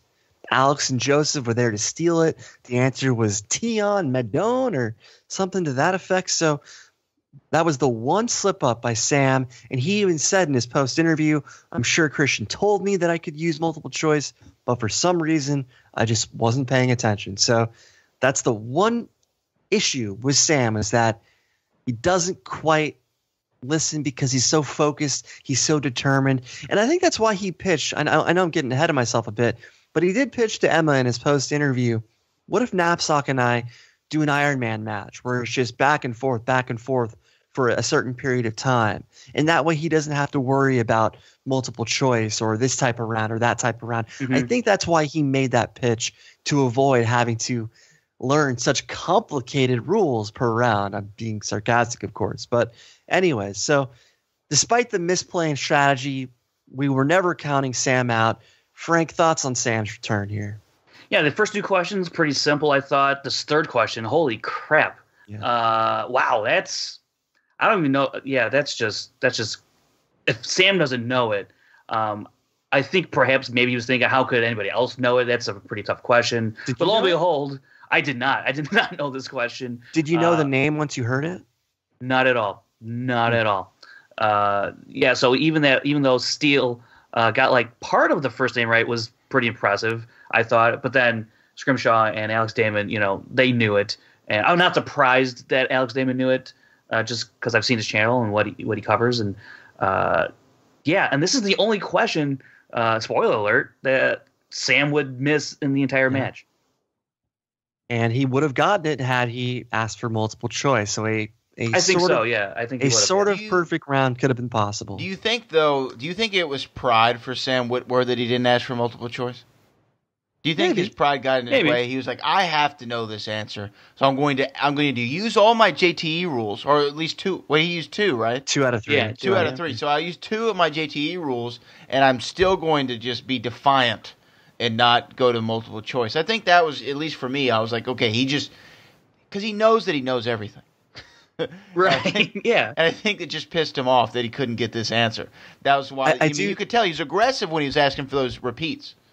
Right. I do think he wanted to make a statement by having a perfect match, but his post interview did conflict this when he said, Christian told me that there are multiple choice. I just, for some reason, wasn't paying attention. So the fact that he did acknowledge his lack of multiple choice is why I believe that he wasn't quite going for the ultimate statement. But, part of him must have wanted to make that perfect match statement, or at least try. So yeah. Either way, at least had he used multiple choice, he would have gotten a point. But thankfully he did not, because it made the rest of the match a little bit more interesting, because it kept Joseph and Alex in the match that much more. So we got a better, more entertaining match because of his slip up. So silver lining. Yeah, and the second round was just beginning, because things get really, really interesting, because there's a lot of Steele opportunities coming up that swayed this match back and forth between Alex and Sam and Scrimshaw. It was really fun to watch this round, and we'll get into. I think it's And Makuga yelled out, "The Russian is cut!" Like the crowd. The crowd felt uneasy when Sam missed that, because they had that much confidence in Alex and Joseph once they stole it. So the crowd was starting to feel a bit uneasy about Sam when he had that big misplay right there. So in hindsight, it didn't affect him, but at the time, the crowd, you could tell, was a little bit antsy. But Joseph was next. He spun villains, and as we said already, nobody wanted villains. So he spun again, and he got Who Said It, which is arguably probably maybe the most difficult category on the wheel. It's a very tough category. Yeah. The Day We Stop Believing Democracy Can Work, missed it. Who Could Steal? The Queen of Naboo. Sam makes up for his misplay with a 2-point steal right Only there. one who got it, right? Only one who stole it. Only one who got it, because Scrimshaw also did not use multiple choice. So did he forget to use it? Did he not realize he could use multiple choice? I'm not sure. But Sam right away shut the crowd up. So all that Russian is cut stuff was quieted back down, because he made up for his misplay right there. Question 2, why do I sense we've picked up another useless / pathetic life form? That's Obi-Wan, of course. Scrimshaw gets it, no problem. But Witwer calls out the misquote. The word is actually pathetic, not useless, as was incorrectly written by the writer in this case. Not a big deal. But Sam was on the top of his game that he's calling out one-word misquotes. That's how sharp he was in this. And now question 3, I shall enjoy watching you die. That's Jabba the Hutt. Joseph had no problem there. So 2 out of 3, but once again, the lack of multiple choice in question 1 haunted him, just like we thought it would haunt Sam. But in Joseph's case, when you're playing Sam Witwer, misplaying multiple choice is a bigger deal for him than it is for Sam. So Frank, any additional thoughts on Scrimshaw's turn? The first question, where the answer, Queen of Naboo / Queen Jamila, I actually knew this answer, and when Sam gave the answer of the Queen of Naboo, I didn't want to accept that answer. I thought it should have been declared incorrect, because which queen? There's many queens. This could have been said. He could have been thinking of the Queen of Naboo. It was Padme at one point, but it was Queen Jamila, and there's other queens. So I thought the specificity would have been the major point here to get the answer correct, because this is a Star Wars match. This is a little sweatier than your surface level questions. Had this been in just a regular Schmoedown match, I could let slide the Queen of Naboo. Right, but Steele Saunders called him out on it, though, for a minute. I mean, he was like, "Oh, wow, he can get Queen of Naboo, but you call me on a torch," and it sounded like he contemplated challenging him for one moment on it. Interesting. And then he kind of just let it go. Brad Gilmore went to high school with Queen Jamila. Yes, that's a little known fact. Her and I we have the same birthday. Next Thursday, December 14th. How about that? Yeah, 92. Amazing. Same birthday. It's what are the chances? What are the odds? She aged a little bit better than I. I'm going to be honest with you. Now up next, who came up next? Was it Shana? Shana spun Rogue One. Shana O'Neill. Yeah. So Rogue One. Now this is what I talked about earlier. I was saying, man, Rogue One. I don't know. Even though it came out now a year ago, it's still not a movie that I think a lot of people have revisited since its initial release. I know it's streaming on Netflix right now, which is as we know, you pointed out, Bryan, that's where the writers like to sometimes get a lot of their questions from. Now, this category, I think she should have respun. I don't think she should have landed on this one. I think this was a bad idea. Yeah, I didn't like that she went Rogue One either, just because it's a little too new, I haven't had enough time to have my repeat viewings like I have with Force Awakens and all the other movies where I've seen them like 100 times. Rogue One, when I'm deciding between Rogue One and Force Awakens usually wins out. It's just because of my preference, and I think a lot of other people's as well. But she felt, for whatever reason, she felt confident that she could perform well in Rogue One, that category. She did get her Rogue One question in the first round correct, so maybe she thought, let's try and go with that here. Still 3 points. She did go to multiple choice a couple of times. So it was a tough round. It was a tough round for her.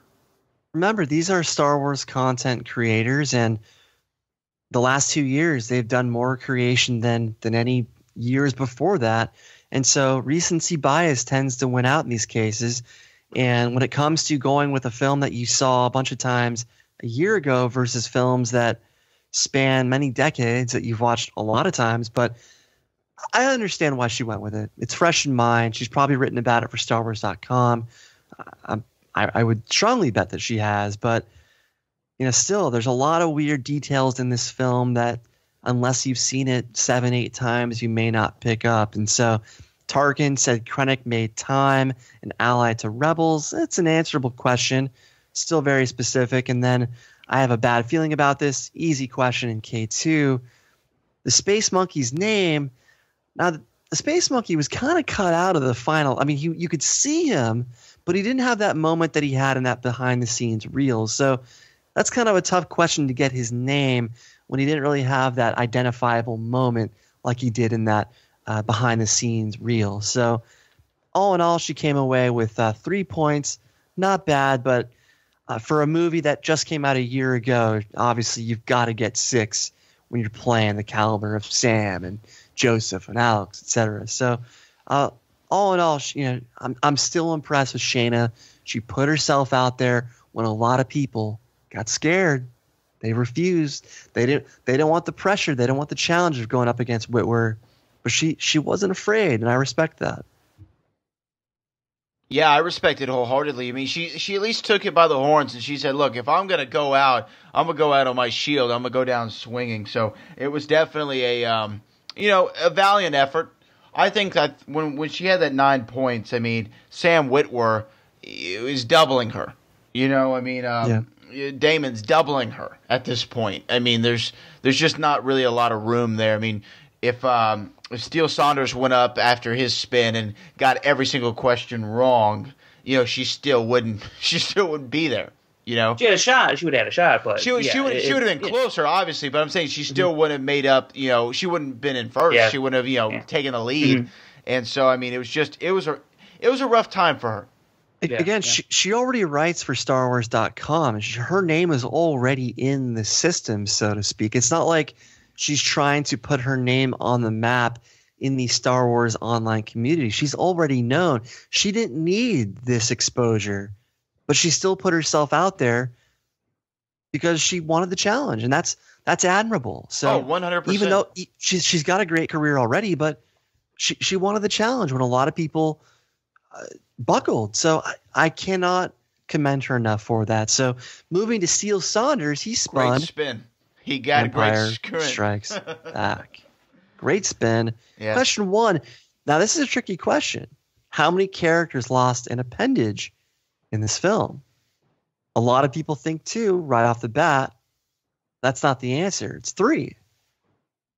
So Scrimshaw got it. And I believe Sam also got it. Shana couldn't get it. Alex couldn't get it. And Steele could not get it. So Scrimshaw and Sam keep going back and forth. Question 2, Luke's Hoth call sign. So once again, if you're going to compete in these Star Wars matches, you've got to know colors and call signs especially, because they keep popping up. That's Rogue Leader, Scrimshaw, and Sam once again. Steele also got this one. Shana did not. Alex did not. That was surprising. Question 3, Hoth's announcement that led to cheering. The first transport is away. Steele got that.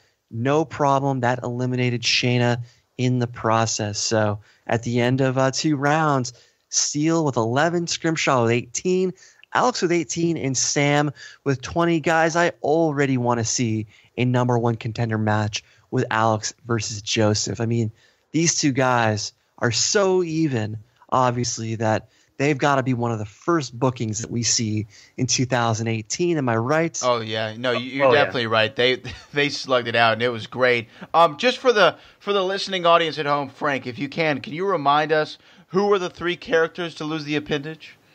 Luke Skywalker, the Wampa in the lair in the very beginning of the movie, and 3PO when he gets blasted in Cloud City. So, and actually, I got this one wrong. I could not remember 3PO getting blasted to pieces. Knew Luke, obviously, with the hand and the whole Darth Vader, I'm your father stuff, and the Wampa right in the beginning of the movie. I was disappointed that I forgot about 3PO getting scrapped. I'm disappointed that you forgot about it as well. Yeah. I'm disappointed in you too, Frank. Yeah, thank you. I can We're hardly all sleep. disappointed. As we move past this awkward silence, we're moving to round 3. As again, I already stated the score.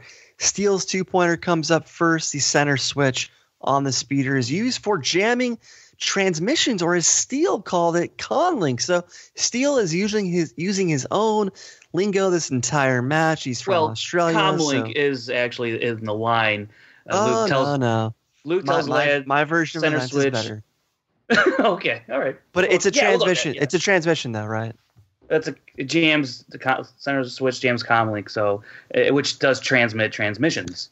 So. Okay, I understand the question. Okay, so in any event, they gave Steele the 2 points. He's got 13 now. Mm-hmm. Steele's 3-pointer, Supreme Chancellor in The Phantom Menace, played by Terrence Stamp. Steele, no problem with 16 points there.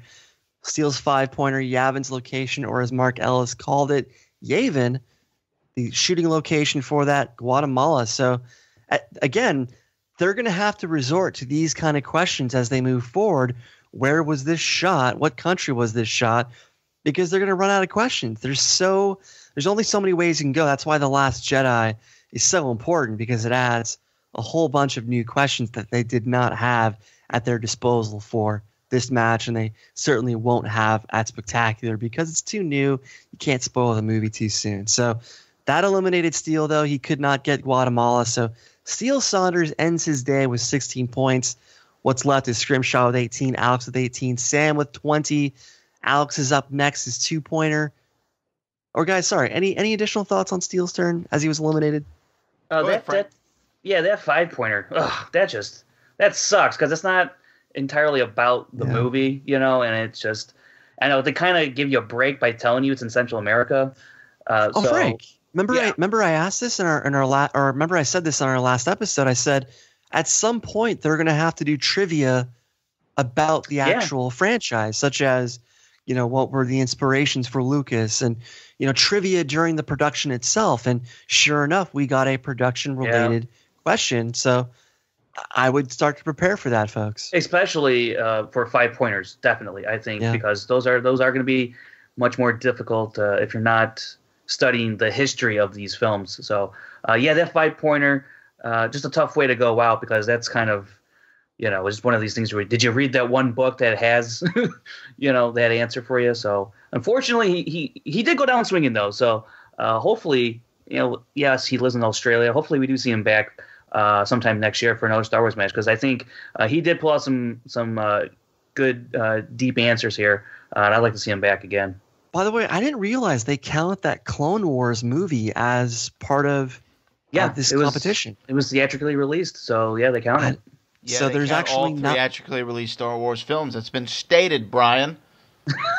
But I said last week or the week before that I thought it was only 8 films that they had to pull from counting Rogue One, but now it'll be 10 films when you count Clone Wars and Last Jedi. So I stand corrected. Now, Brad Gilmore, any final thoughts on Steele Saunders' turn? I knew none of these, so I was surprised if he answered any of them. And definitely when you get to the stuff like filming locations and like you said, more questions about the franchise. This is past just the movie viewing. This is the behind the scenes extras. This is doing your own research. Doing the Googles, the Wikipedias, whatever you can to get as much information as you can. So I'm not going to fault somebody if they can't come up with a filming location. I think that's a next level Witwer-esque question that I think that it's a fair question. It's a 100% fair question. Mm-hmm. It's just that's a difficult one. So if you go down swinging on something like that, it's okay. Well, I'm glad that I had the foresight that I knew that this would head in that direction as they ran out of questions. Once again, soothsayer, Brian Davids. Last Jedi, part of it was filmed in Croatia, so remember that for later, folks. Now, Alex's two-pointer, Darth Vader's first question.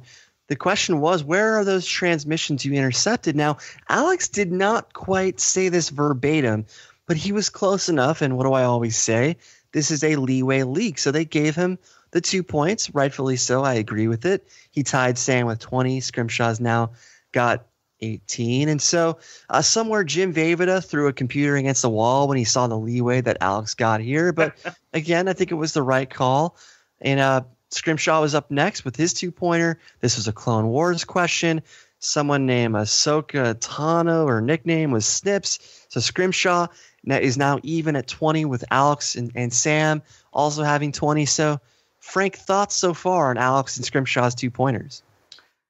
Yeah, I thought really the question for Scrimshaw, the Clone Wars, I thought if this is a 2-pointer, literally I thought right before they said the question that it would have to be something along the lines of what was Ahsoka Tano's nickname was Snips. That's a definite 2-pointer because once you get Clone Wars and it's in a 3-point range or the 5-pointer, that's where I'd be in deep trouble.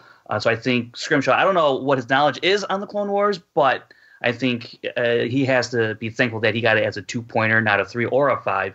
And then Alex Damon, his 2-pointer, I thought it was a fairly run-of-the-mill 2-pointer for a Star Wars match. So I thought this really did set up what I was hoping could happen here at the end, where all three of these guys just go right at it, and the first to miss would basically be out, and that's all it would take. But these guys were just on another level at this point, and it was so fun to watch.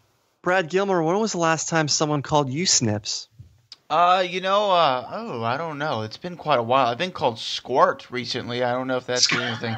But anyway, I do want to say what nickname did Anakin Skywalker give to, I'm not even going to attempt to pronounce the name, in the Clone Wars. I think the Clone Wars is one movie I still have never seen. And I want to ask, you haven't seen it either, Brian? Nope. So, Frank, is it worth watching? I mean, it ain't the greatest, but he hesitated, so no. Yeah. Does it rank above any of the prequels? No. Okay. So, in my opinion, no. It doesn't. So don't watch. Okay. But I would watch it, but Well, guys, moving to Sam's 2-pointer, Anakin's first question to Padme, are you an angel? The way that Sam answered this was so automatic. It just, again, it's like watching Jordan in his prime. It was just, it's a thing of beauty when someone doesn't have to think as they're playing. And Jordan was so good that he did not have to think. You're at peak performance when you don't have to think. Your body and your mind just do it, folks. And so again, it's just, you're watching greatness play out. Alex's 3-pointer, the 3 planets and Attack the Clones, and similar to Sam, although not quite as automatic, he spit them right out. Tatooine, Camino, and Geonosis. So Alex, he's in a league of his own too. He takes the temporary lead with 23 points. Sam 22, Scrimshaw 20. Scrimshaw's 3-pointers now up. The call sign, once again, call signs. The guy that found Luke and Han on Hoth, Rogue 2. Scrimshaw now ties Alex at 23. Sam now has 22. So guys, what are your thoughts so far on Sam's 2-pointer, Alex's 3, Scrimshaw's 3, Frank? Okay. Yeah, the Attack of the Clones question for Alex Damon, pretty simple question. It's not that hard of a question, especially for a guy like Alex. Scrimshaw's Empire Strikes Back question, again, call signs and what have you, things like that. That's where that's a gap in my Star Wars trivia. Yeah. And for him to get it though is, it's not if you're a fan that knows your call signs, this isn't a hard one. Because in the beginning of the movie, he says it, quite often when he's trying to communicate with Han and Luke. So, it was a good pull, and man, I just very, very, very good. These guys, I can't stand it. I do want to add for Sam Witwer, the 2-pointer, the question about what was the first thing Anakin said to Padme, "Are you an angel?" I am a kid of the 90s, right? Born 92. So unfortunately, The Phantom Menace was the first theatrically released Star Wars movie in my lifetime, and the first one that I saw in theaters. And obviously, as a child, I loved it and thought it was amazing. And Jar Jar Binks played right to my demographic, no one else in the theater except for me and my next-door neighbor who came with me. We thought Jar Jar was the best thing ever. I don't think that anymore. Any potential commenters, I do not think that anymore. I recognize him for what he is. He is crap. But I will say I knew this answer. I did know this answer. I've seen that movie a few times, so I did know that answer. Sam Witwer, the guy is just phenomenal.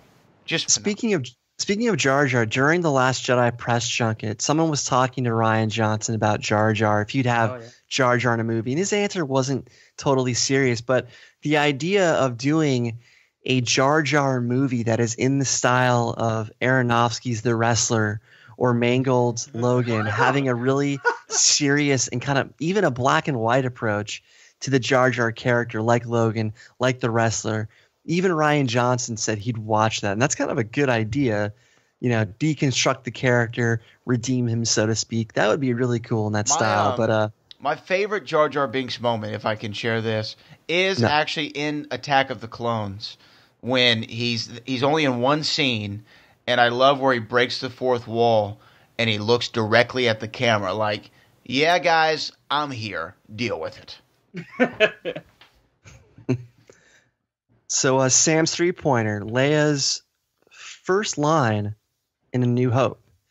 Now, Sam showed he was a bit human. He had to think about this for a little bit. Only you could be so bold. No problem. 25 points for Sam. Alex is 5 at this point. Obi-Wan's red droid in Attack of the Clones. And this is when you know Alex Damon is we knew he's for real, but the way that he automatically answered R4P17, holy crap. Knowing the red droid in Attack of the Clones. I didn't even know Obi-Wan had a red droid in Attack of the Clones, let alone his model number. So Alex Damon going out on a high note with 28 points with a great answer, proving that he's going to have many battles with Scrimshaw in the future. Now, Scrimshaw's 5-pointer, who said, "I have a bad feeling about this" in episode 4, 2 people, kind of a trick question. Luke and Han both said it, so he tied Alex with 28 points. So Scrimshaw and Alex, of course, finished this match with the same amount of points, proving that they're going to have many battles in the future to decide who is the elite of these two. But it's now down to Sam and his 5-pointer for the win. Who said, "Get the shuttle ready," or "a shuttle ready," ... I'm paraphrasing. In Empire Strikes Back, well, guess who struck back? It was Captain Nita once again. The same Captain Nita who sunk him at Celebration has now helped him advance to Spectacular. Sam could not believe that Captain Nita popped up again in a decisive moment like this. Christian even had to show him the question. That's how much he didn't believe it. But Sam wins with 30 points. Captain Nita, as Ken said, who knew that Captain Nita would be this relevant? He's never been this relevant except in the Movie Trivia Schmoedown Star Wars competition. So Captain Nita elevates Sam to win. You can't make this stuff up. You couldn't script it like this. Pretty incredible. In order to challenge Ken Napzok for the championship at the Schmoedown Spectacular, here is your category. Category is Who Said It? Who said it? In The Empire Strikes Back, who said, Get a shuttle ready. I shall assume full responsibility for losing them and apologize to Lord Vader. You're kidding me. Captain Nita.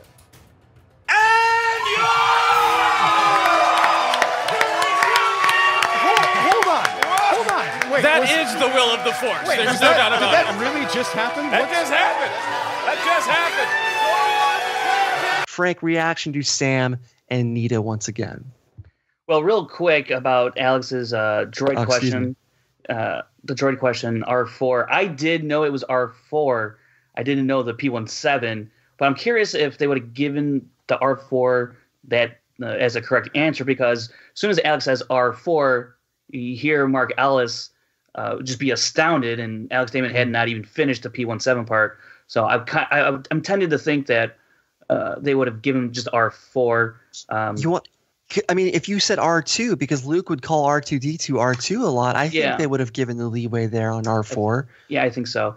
I think so. And then I have a bad feeling about this category with Scrimshaw. I don't know if that really should be in the 5-pointer at all, because it's not going to take. It's not hard to remember who has said that line in every single movie. But you're right; it's kind of a trick question because two people do say it. So I guess I can let it slide for that one, in my opinion. And then Sam Witwer, Captain Nita. I literally could not believe that when I saw that question. I mouthed to myself, Captain Nita, as if.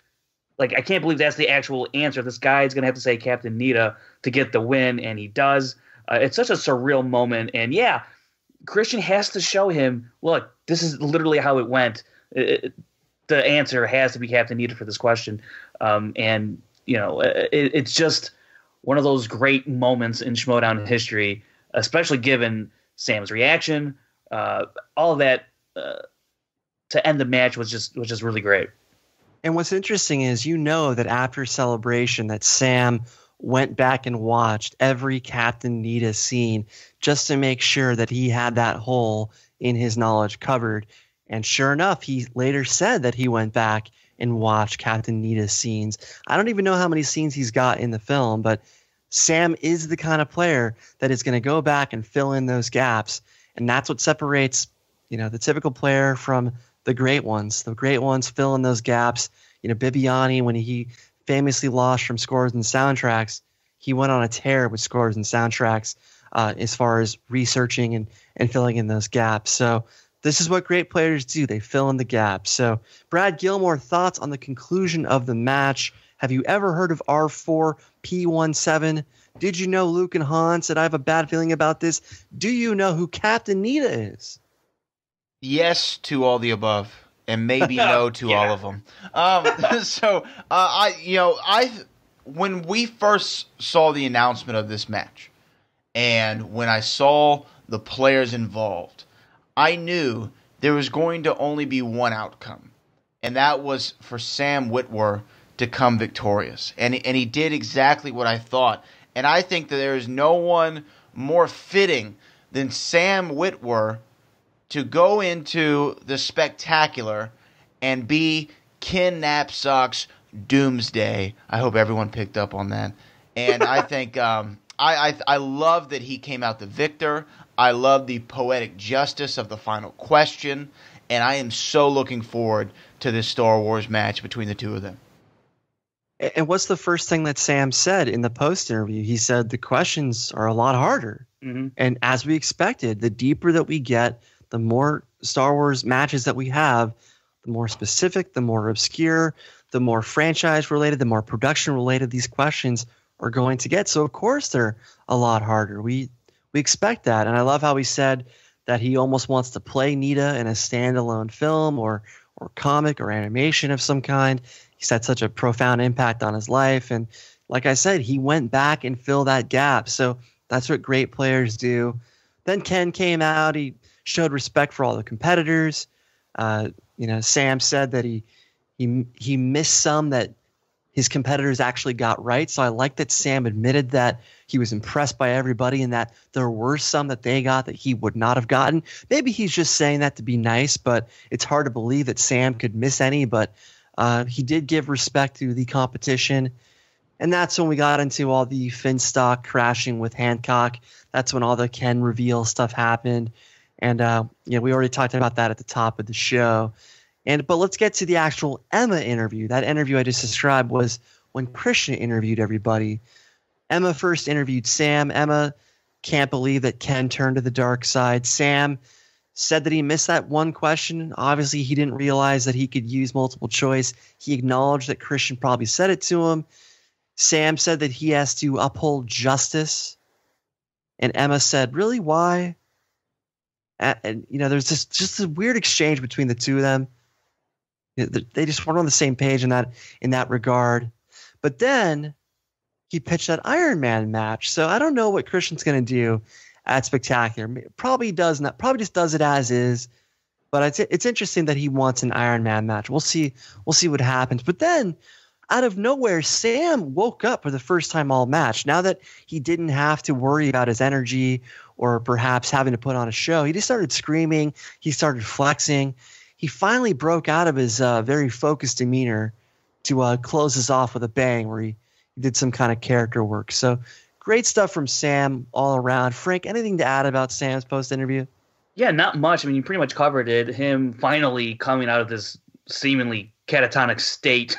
Exactly. and showing, giving this great, hyping the match that he's going to take Ken, and I'm very intrigued by an Iron Man match type of situation where you just go back and forth and answer questions. It's just pure, unadulterated trivia, Star Wars trivia for the title. Sounds very intriguing to me. I'm looking forward to seeing what comes of that.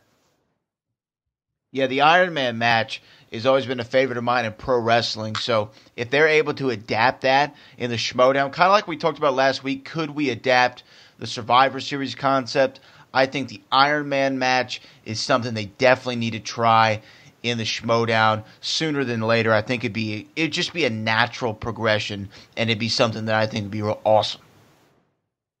And one thing they did to close out Emma's interviews was that instead of interviewing each loser one by one, I hate to call them that because they are all winners in their own right, but I like how they had a group interview for all the losers instead of going one by one like they usually do in these 5-way matches. So Scrimshaw hilariously said the wheel got the high ground against him. Alex was proud that he made Sam sweat a little bit. Steele said that his torch moment will be remembered, and it certainly will be remembered because we all now realize that Australians call lamps torches, even though I'm still not convinced based on my own research. And Alex and Scrimshaw, they want more. So hopefully they want more against each other because these two guys have made the Star Wars League that much better. And Scrimshaw says he has hope for Ken's redemption since he wore black during his reveal. And Luke obviously wore black in Return of the Jedi. So the moment the interview closed with a classic moment that I have been laughing about for several days now. Steele said in regard to Napzok's heel turn, cheap suit, cheap morals. This caused Emma to go speechless. She did not know what to say in response to this. And it was such awkward beauty. I love this moment because she literally had no reaction as to where to go from there. So great stuff, great match. And Sam Witwer, guys, we're in the presence of greatness. Well, speaking of Sam Witwer, couldn't agree with you more. We are in the presence of greatness. I think that would bring us to our segment that we like to do every week here of Who Won the Week. And I know we're running a little long on time because that Star Wars match was phenomenal. Big shout out, by the way, to Christian Harloff and all the people who worked behind the scenes of the Schmoedown to pull that match off. I thought it was well constructed. I thought it was well organized, and it just came off awesome. Awesome Star Wars 5-way. But, Frank, I'm going to go on a limb here and say we probably all have the same answer for who won the week. But, Frank, let me throw it to you first. Yeah. So I think you may be surprised, but my guy who won the week isn't the obvious choice of Sam Witwer. No, it is Steele Saunders. I love this guy. I need to see him more in the Schmoedown, whether it's Star Wars or any other kind of movie trivia. I do not care. I need to see this guy more. I've definitely become a fan of Steele because of this match. So he won the week for me.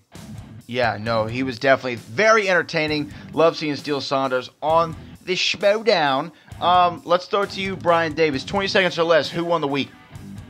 Maybe they could Skype in Steele Saunders from Australia to do color commentary during Star Wars matches. But I want to say the easy answer is Sam Witwer, but we expect greatness from great players. Thus, I'm going to go with another form of greatness.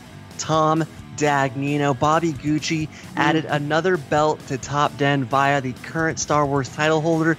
This is why he recruited Wicked City's Heather Grace Hancock in the first place. Bobby Gucci foretold the future. He knew Fredo couldn't resist the jungle calls forever. So well done, Bobby Gucci. Well done.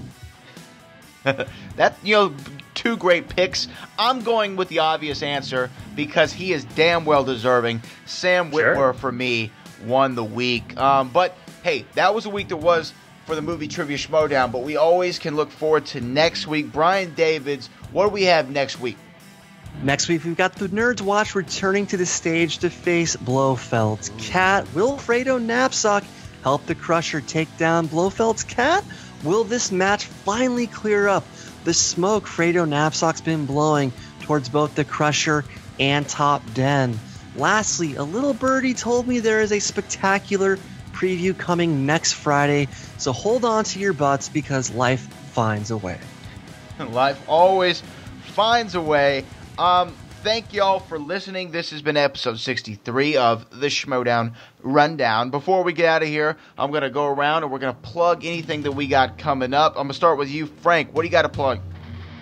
Yeah, you can just find me on Twitter and Instagram at FrankieJ29, and be sure to check out SD Rundown Stats, the stat Twitter handle for the Schmoedown. Going to be dropping a table of how everyone stacks up for the Star Wars Schmoedown. Awesome stuff. I looked at it. Frank is incredible. Like Christian Harloff said in his carpool last week, if everything else blew up, Frank would remain standing. Brian Davids, what do you got to plug, man? That means I would be fired, but you can find me on Twitter at BDF331. Check out my TV film podcast at filmschlubspodcast.com or wherever podcasts are found. Hey guys, you can check me out every week with WWE Hall of Famer Booker T on Heated Conversations. It's available on iTunes and radio.com. Also check out Reality Wrestling streaming live Sundays 3 p.m. Central Time on Fight TV. That app is free, and you can follow me everywhere at Brad Gilmore. And make sure you follow the show at SD Rundown. For Brian Davids and Frank Janisch, I am Brad Gilmore, and we'll see y'all next week.